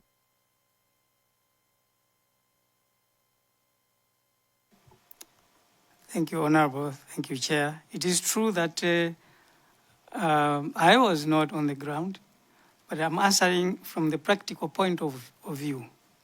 Exactly, Major General. I just wanted you to assure this committee and possibly Malawians that you're not a witness of fact, because you are not on the ground, despite knowing ideal situations that should, or standard practices that should happen. I just wanted that confirmation to affirm that you were not there. Thank you. Yes or no? Yes or no? Why I'm saying this is, if we go back to the norm, that we are talking of somebody who penetrates the whole security at the airport. We are talking of Kia, not in the bush somewhere, but at Kia, where security is there too, and that late Wales was there. I mean, where was he when this lady was doing this type of job? What I'm saying through your chair is for the witness to confirm that you are using assumptions. You were not on the ground. Just yes or no. It's a simple answer, Major General. Yeah, I was not on the ground. That is true. Thank you. Would you also confirm that the Donia, which got involved on the 10th, never had the integrated weather ladder? Would you confirm? No, I wouldn't confirm that. What's the standing on the weather ladder of that Donia? The weather radar was supposed to be working. And in fact, I checked with the inspector in Zomba, who confirmed that the weather radar was working. Thank you. Meaning to say issues of weather assessment were done by the aircraft itself and informing the necessary analysis to the pilots? Through you, Chair, can I request that you repeat the question, please? Okay, in a basic sense, the weather ladder would be assessing the weather like clouds and any dangers during the flight. Is that so? That is true. Now, you are saying the weather ladder on this plane, one, it's installed, and two, it was working. So we would be relying on the weather ladder more than even information from the ground. So the assumption from what you're saying is that pilots were acquainted with information, weather information, because they had a working weather ladder. So weather would not be an issue. Is that true? Yeah, it's important to note that for navigational equipment, you have the weather radar and then you have the GPS. I'm talking of the weather radar for now. Yeah, you do rely on the weather radar, because it is the one that will give you the picture of the weather in that heading that we are taking. Thank you. Chair, I wanted you to note that pilots had access to weather. They were assessing weather because they had an instrument which tells them on the dangers of the weather during flight. Thank you. Secondly, would you also confirm that the Donia was equipped with the terrain avoidance system?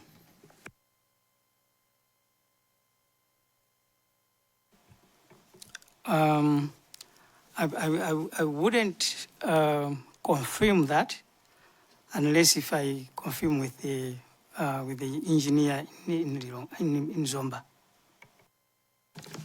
Okay. Meaning you don't have full information of the Donia? Not on the Donia. Thank you.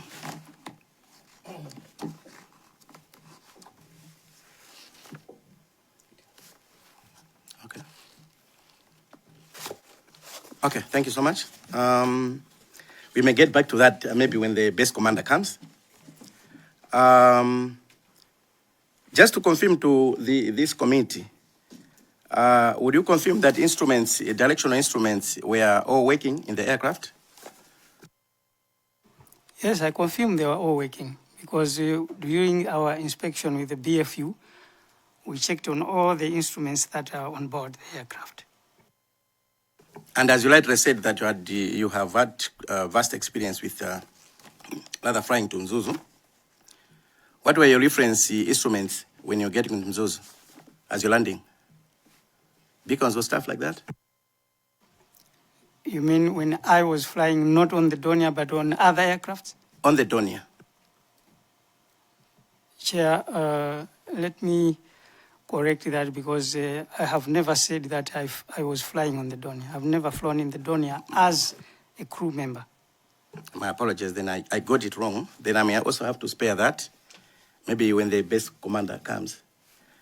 Otherwise, I was trying to get to a point just to ascertain and to also express Wale on why during the flight there were those turns about 3 or 4 times. They also don't make sense to me. And that's why I was asking about these instruments, if they were all working. So as you are expressing your Wale on that you can't understand why the aircraft was flying, making those round turns, 360, a couple of times. Chair, I'm also worried and I can't understand what might have been happening during that time. It doesn't make sense at all. I submit. We go to Mulanje North. Just to establish or to confirm one point on the terrain proximity function that has been mentioned by Zomba Tondwe. You mentioned that you provided information and cooperated with the BFU. And this is contained in the BFU report. If you go to conclusions, item 3.1.2, the aircraft was equipped to fly under instrument flight rules and also had a navigation system with a terrain proximity function. You were the engineer. You also assisted in providing information to BFU. Can you confirm that the aircraft had a terrain proximity function or not? Yes, on the terrain proximity, there are a number of instruments that work to give you information on the terrain proximity. You have the radio altimeter that you set, for example. The surface altitude is about 300 feet. You select that at 300 feet and you are flying. As you approach that 300 feet, that will give you a signal. That will give you a signal that you are now at 300 feet. Anything below that, you're too close to the terrain. That is one. This same instrument is the one that will tell you that you are flying at low speed and low altitude, and that your landing gear is still in. So this is a mechanism that will help you not to barely land, to land without landing gear. So immediately you hear that signal, then you check 2 things. the radio altimeter either is too low, below 300 feet, or your landing gear is still in, and your speed and altitude are low. So you would extend your landing gear. As I said, we may go into deeper details when we go into the BFU, because why was the landing gear down on this particular day, on this particular aircraft? Landing gear was down, and the flap was on one position as if they were preparing to land, but in the mountains.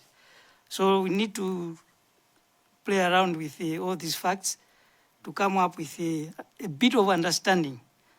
So to answer your question, Chair, the terrain proximity, yes, it is there and it was working. Thank you for that clarification. Thank you, Chair. Just, I think 3 questions. Just for interest, was this plane insured?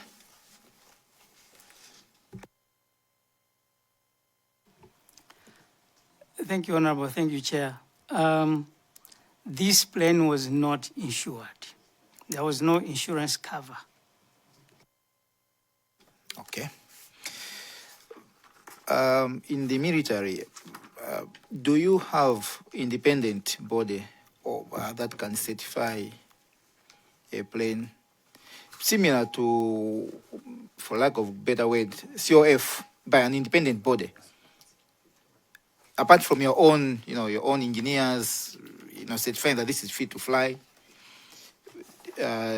do you have an independent body that can certify a plane as airworthy? Thank you, Honorable. Thank you, Chair.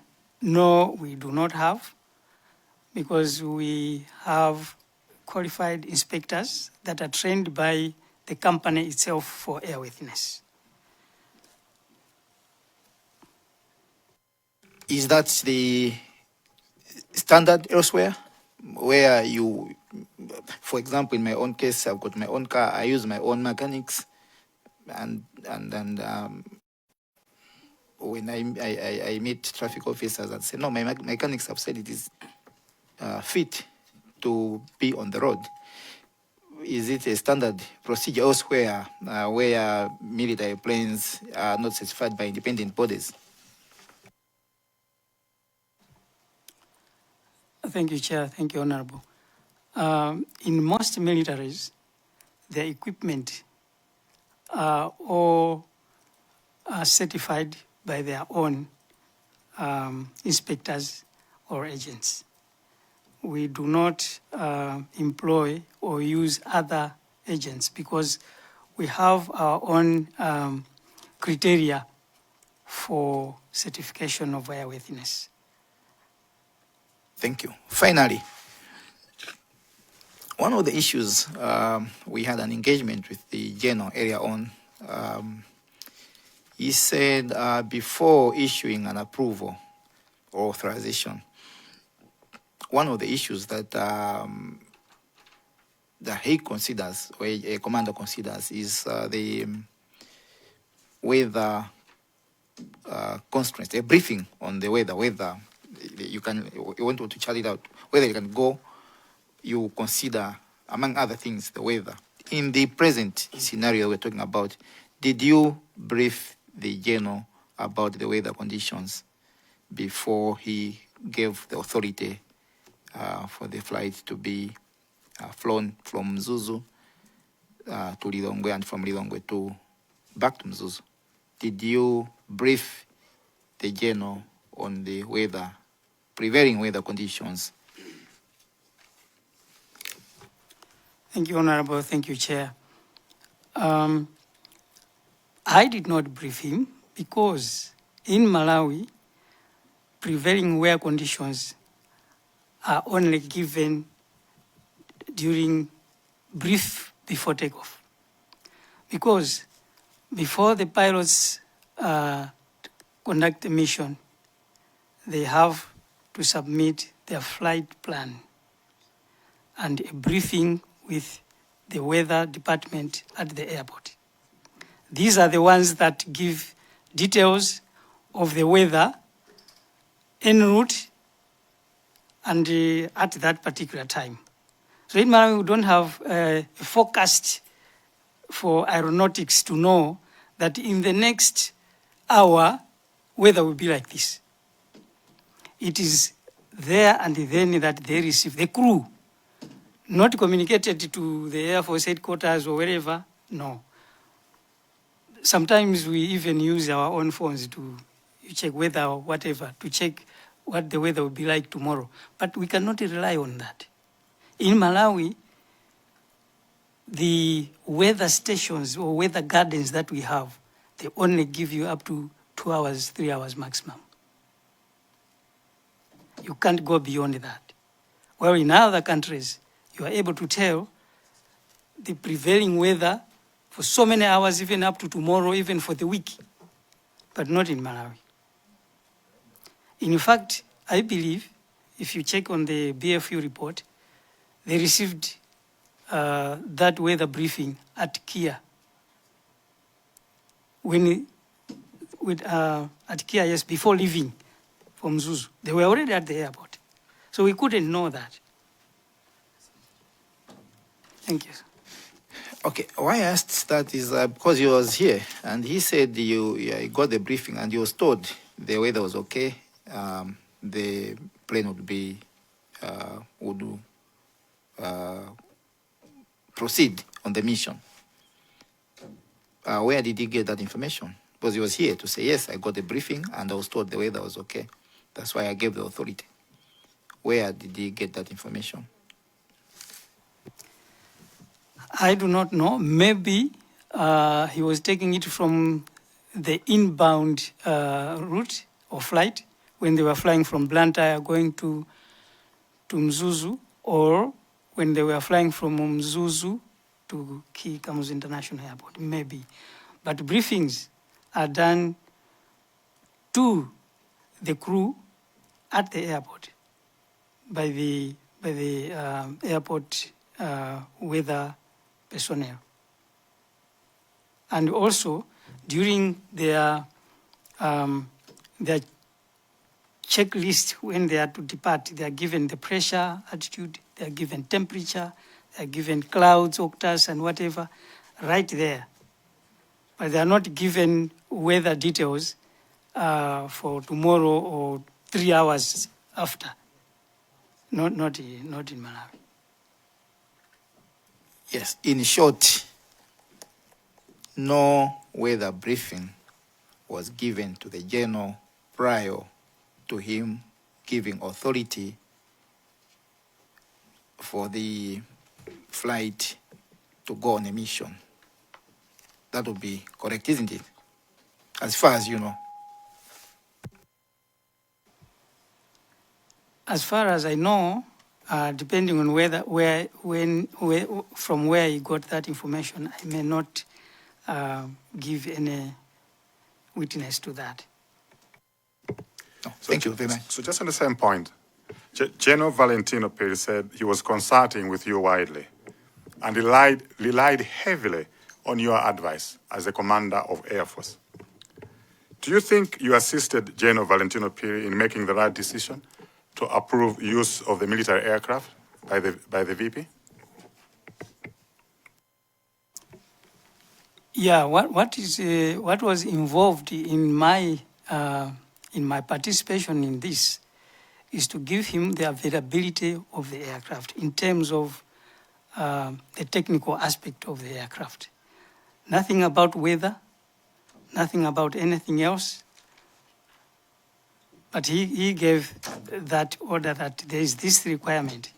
And considering that the aircraft was already in Mzuzu, and nothing was reported of any discrepancy or any problem on the aircraft, I couldn't tell him anything contrary to that. Thank you. Zomba City South. Thank you so much, Chair. I'll start with the last question that I asked General Valentino Piri regarding time. when the aircraft was approved by the Commander-in-Chief, there was a discrepancy to say what time was this approval given. And I think in his submissions, he says it might be some mistakes somewhere. I referred him to the MDF report. Now what you have presented vindicates what I said earlier, that this discrepancy needs to be explained. So I'm happy, Chair, that the 1520, that is on page 2, as well as the 17 hours, that is on the same page, and what I said to the General, that the crew members were told at 1732 in Nzuzu, upon arrival of the impending next assignment. I think I've been vindicated.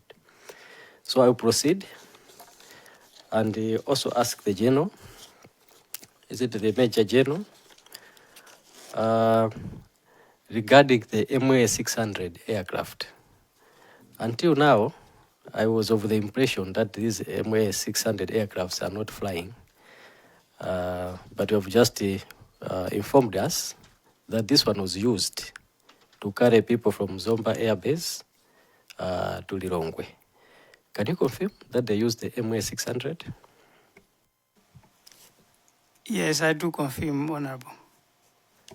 Thank you very much. Chairperson, I also wanted the Major General to compare Donia 228 and MA 600 in terms of navigating bad weather. Thank you, Honorable. Through you, Chair. The comparisons in terms of weather detection or whatever, these two aircrafts are very, very different. The MA600 is a very modern aircraft because even when you talk about the cockpit voice recorder, the data flight recorder, they have. The most recent aircraft, and it is all digital. It's not analog. All the instruments are digital. It's a very modern aircraft. So to add on to what you have asked, that this aircraft is the one that flew the search and rescue team from Chireka. It is true. Those two aircrafts have been flying, and this particular one, when it was flying from Chireka to Kamuzu International Airport, it was the same day, if not the previous day, it was flying from DRC, Congo. It's an aircraft that can fly long distances with modern technology, with all the technologies that, because that one was not manufactured as a military aircraft. That one was a commercial aircraft. MA600 is a commercial. Zambia Air Force is using the MA60, not 600. The only difference is that the MA600 is a very modern digital instruments and everything, while the MA60 is analog. That's the only difference. But whatever the engines and everything, they are the same aircraft. Maybe you will ask another question to say, why are they not flying? I will not preempt, but maybe that may come at another forum. No, but I would like to ask, why was it not assigned to carry the VP to take him from Lilongwe to Mzuzu, given that the circumstances were very tight?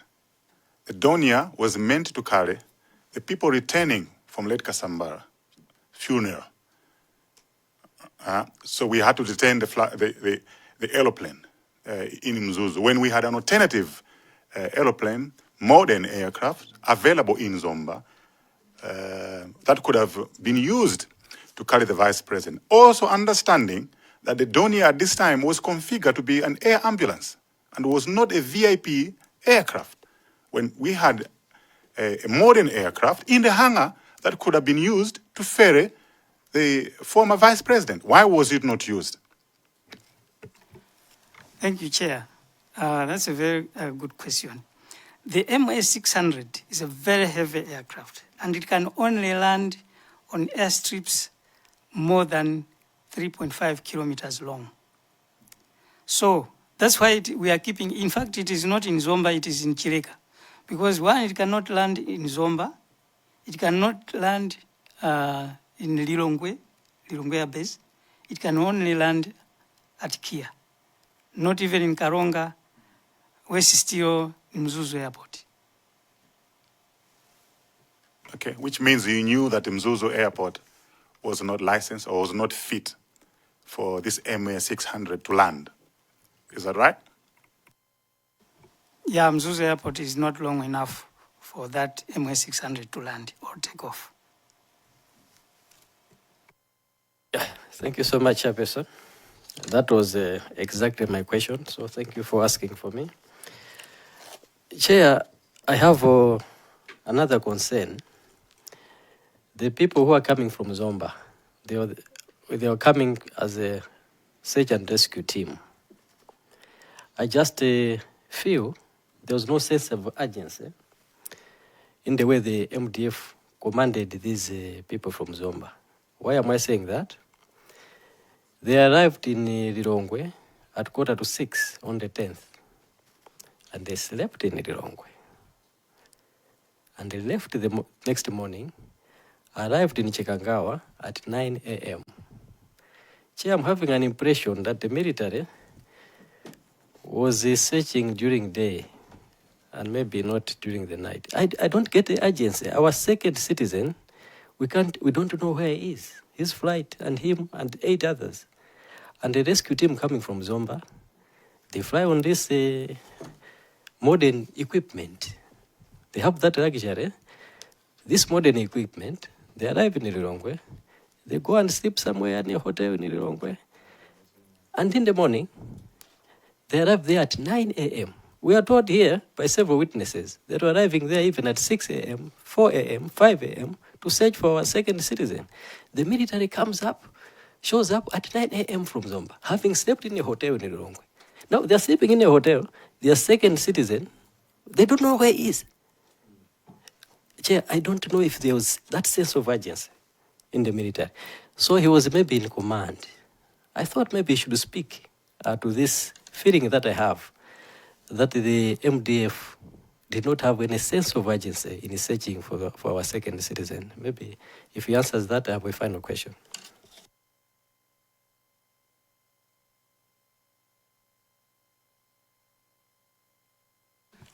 Thank you, Honorable. Thank you, Chair.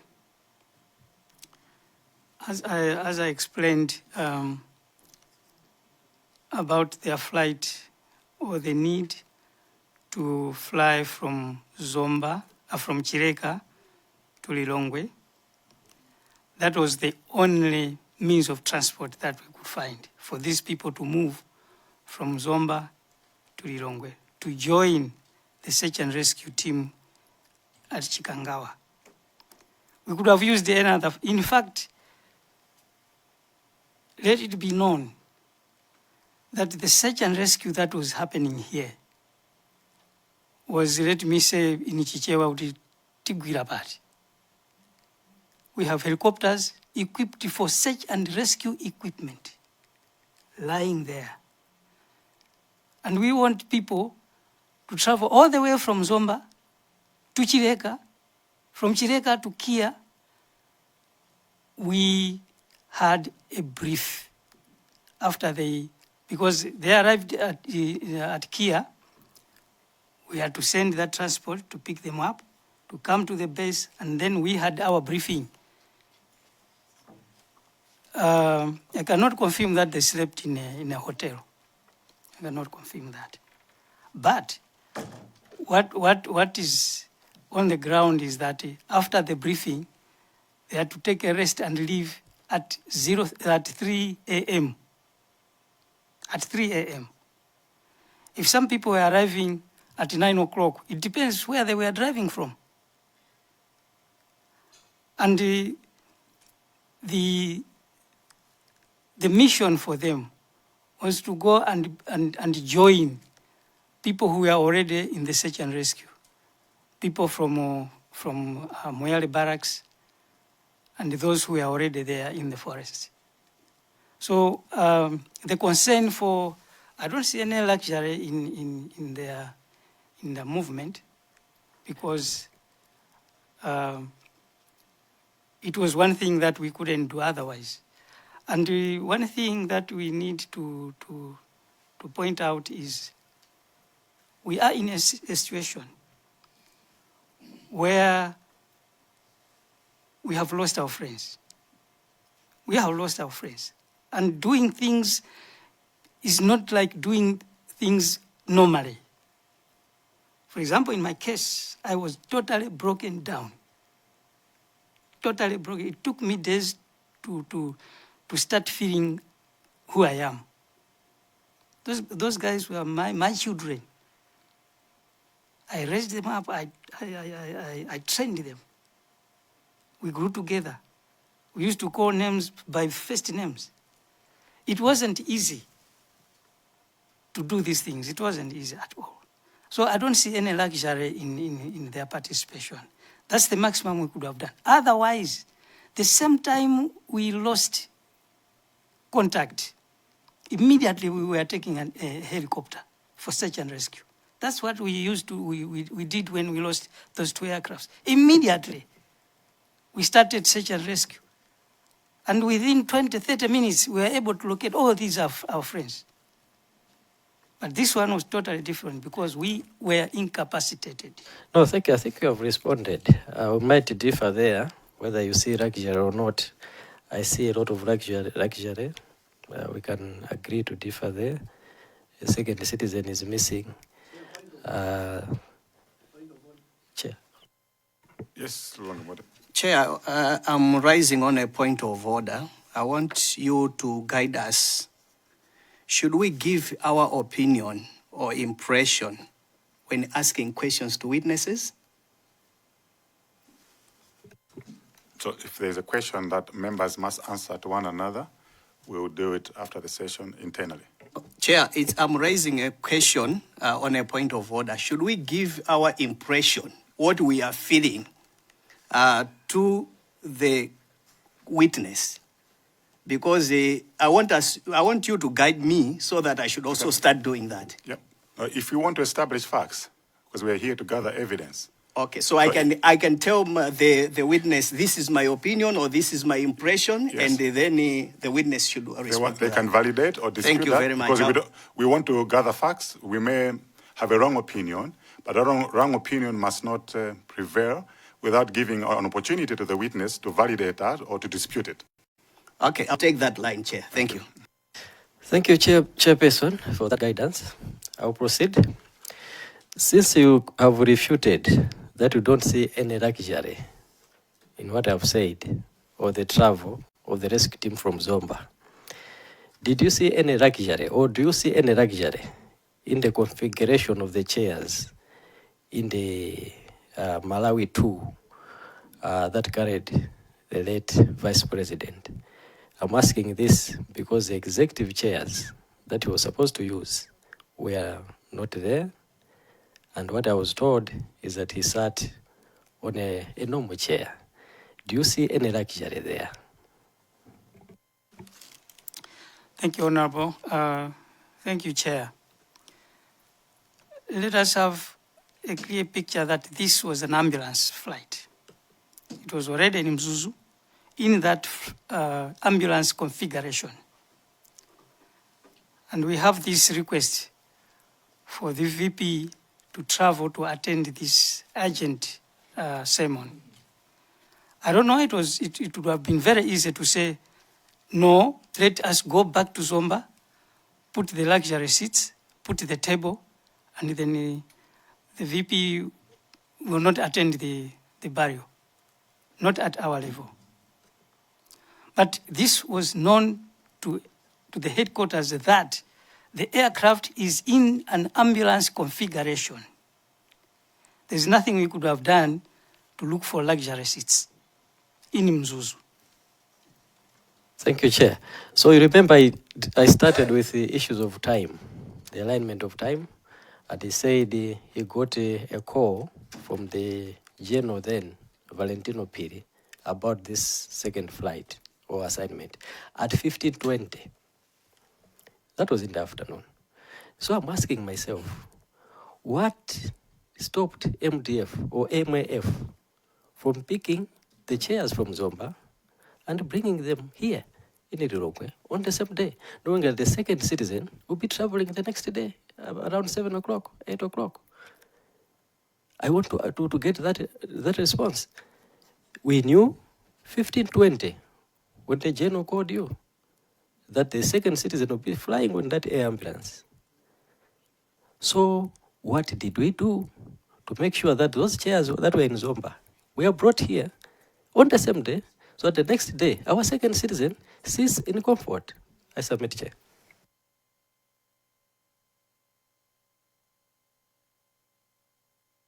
You want to take that?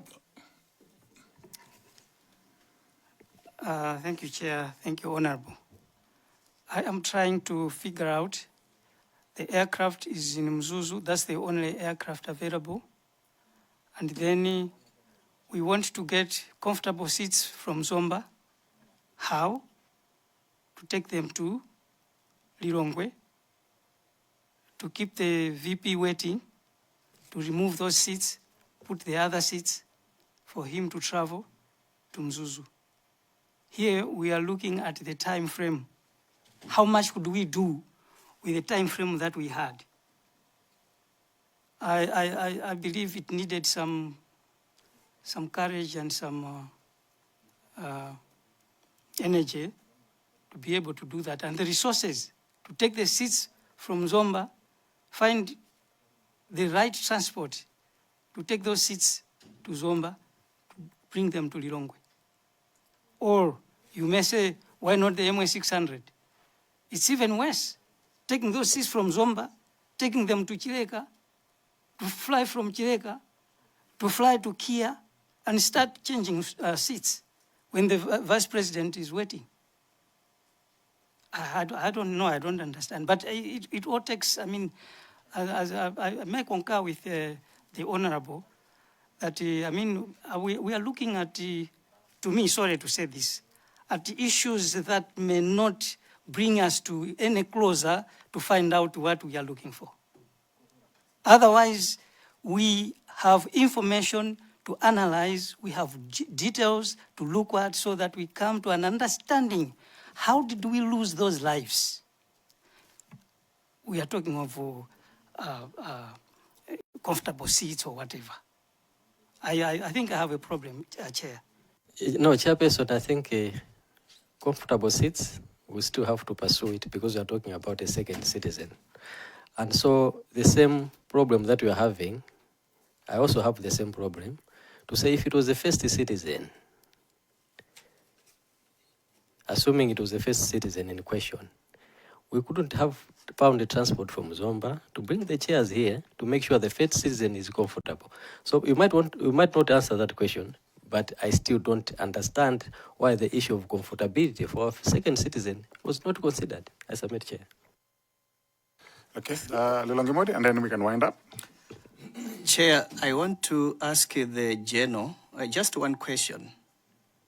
General, I have an impression that you were working under intense pressure to turn the ambulance into a VIP transportation. I'm asking this because there is no documentation requesting this aircraft. It was an emergency kind of deployment that you had. And you had no opportunity to refuse, because you could have refused and say we don't have an aircraft. So is my impression correct that you were working under pressure or under political pressure? Thank you, Chair. So, Chair, you may answer his opinion. Thank you, Honorable. Thank you, Chair. I may not be comfortable to say under political pressure because that is none of my assignments. But Pressure, yes. Pressure, yes. Because we already have an aircraft in Mzuzu, and there was an immediate requirement. Now, thinking about changing configuration and all that was something that we had to think about. Can we do ABCD? Can we do that? Can we? Otherwise, we have denied providing aircraft to heads of state. We have done that. One, for example, if it is a single engine. There was an incident in one of the heads of state in Palombe. The weather was very bad. We told them, we will have to leave before this time. So it was campaign period, they were talking and whatever. The presidential aircraft had to leave. We told them we are leaving now because we are not allowed to fly the head of state at night. This is already last night, we cannot fly the head of state. What happened is we left, landed at Chileka. There was that small aircraft, the Equerel, that was positioned there with one of the late pilots. And the head of state, when he heard that that aircraft is gone, he says, now what do? I don't want to drive. What is this aircraft doing here? So he said, no, this one will be escorting you as you drive to Blantyre. So he says, no. Is this going to fly to Blantyre? I will fly in this one. But it's not allowed for a head of state to fly in a single engine aircraft. It's a fact. So we said, no. He insisted until we talked to the commander, said, the Bwana here, he says he still wants to fly in a single engine aircraft. So they talked. What happened last was, he said, me and the first lady, we fly, whether we die or whatever, but you take us there. So we gave instructions to the pilot to say, do whatever, you are flying the aircraft. If he comes in and should something happens, we are not answerable. So there are instances, several instances where we have said no to VIP using the aircraft. Even landed in Chikangawa some time back, bad weather, we landed, and they had to travel by road. Because we said, with this weather, we are not taking off. What do? You take the road. So they did. So we are not, the pressure, yes, of course, in this particular instance, the pressure was there. But now the aircraft is already in Mzuzu. It was possible, the aircraft to fly to, but in that configuration, actually, I believe that even the protocols at Kia, when they saw that there were those type of seats, it was up to them to say, this is second citizen. He cannot fly in this. It is the protocol that are supposed to say that, but not us. The Ministry of Foreign Affairs protocol are the ones to say, I'm to funa carpet up. If not, then whatever, but not us. That's not our job. Our job is to provide what we have, the platform that we have at that particular time. No, thank you very much, Cheno. I just take you to item number 9. You reported that on 11th June, an accident report was sent to the manufacturer, now General Atomic. Are you in a position to finish us with that report?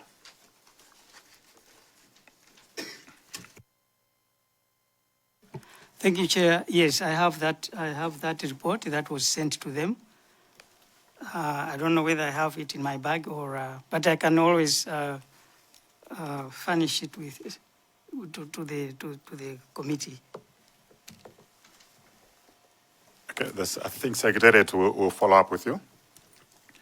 My final one is, what is your impression on the conduct by the military to hire out military aircrafts to civilians and VVIP without their knowledge on the status of the aircraft that they are procuring? What is your impression?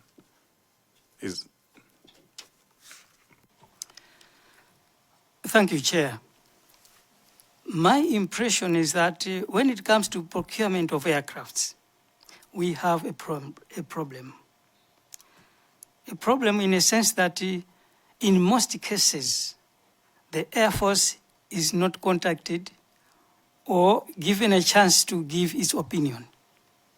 Government, in most cases, procures aircrafts without the consent of the Air Force. I'll give a very simple example. It's the procurement of the MA600. At the time that procurement was done, the military, we already had requested CASA 295 aircraft. This CASA is similar to the MA600. It has all military capabilities and all the optionals to change it to VIP, to cargo, to military, to whatever. The contract was about to be signed.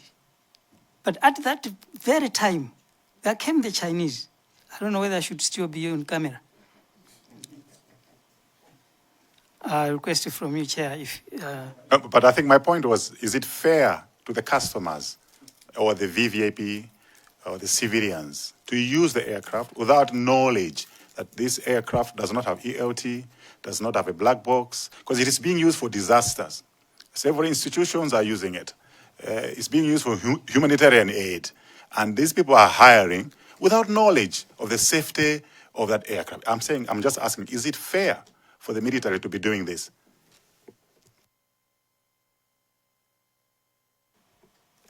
Thank you, Chair. The fairness comes in when we consider the configurations of the aircraft. Because as we say, in terms of airworthiness and serviceability of the aircraft, they are military aircraft with serviceable and airworthy aircraft. Whether the civilians know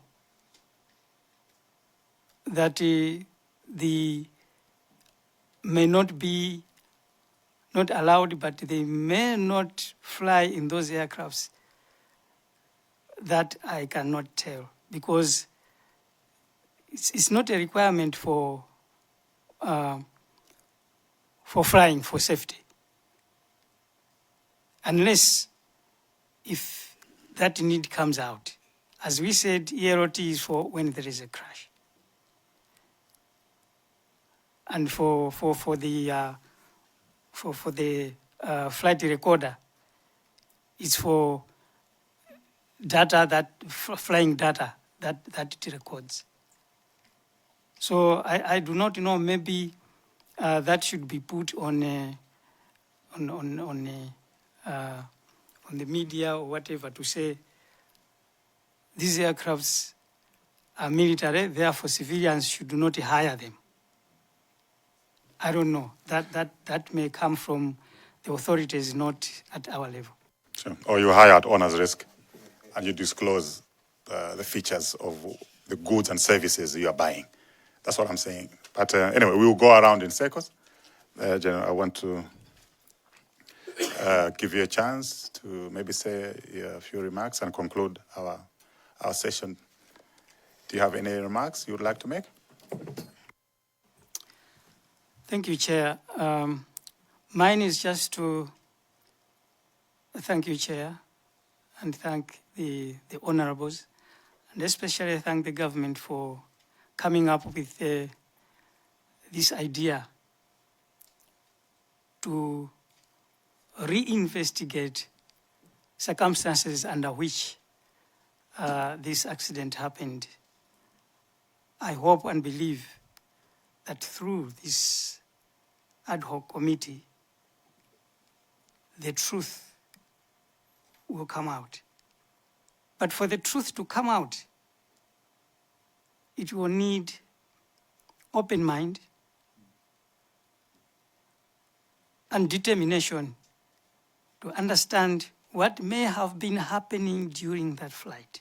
We may miss out, very easily miss out, if we focus on issues that may not bring us to an understanding. So I would request that we take this issue soberly and with that determination to come up with the truth. I am privileged. I've served the Air Force for some time. I have now retired.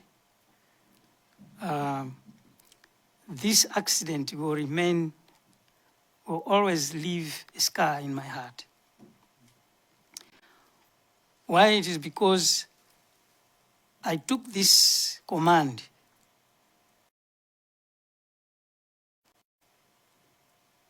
as Air Force commander. I flew with this crew on 27th May. And in June, we lose all of them, including the aircraft. It will always remain, or it will leave a scar in my mind. Although I'm in retirement now, of course I'm retired, but I've been requested to go and train the young generation that are there. I accepted that willingly with an idea that I may contribute something towards Malawi and towards the young generation that are coming, to be able to make decisive or decisions that will take this country to a position where we will be able to answer to any mission, more especially ambulance, search and rescue. These are vital to any nation. Transport or whatever is not an issue, but for this, ambulance and search and rescue are very vital to our survival as a nation. I submit, Chair. Thank you, General. We all learn from mistakes, and they say the beginning of reform is acceptance, but not denial. So if we accept, our shortcomings, we will always have put measures for continuous improvement. So don't take it hard upon yourself. We wish you well. I'm glad that you're back in the system to contribute towards national security. Sure, as we said, this is not the last interaction we're going to have. We're looking forward to having another interaction when we start the actual flight phase. But you may take leave, General. You've been very calm. I must applaud you in your responses. We don't take it lightly. We wish you all the best. Thank you very much, Chair. Thank you very much, Honorable. Thank you.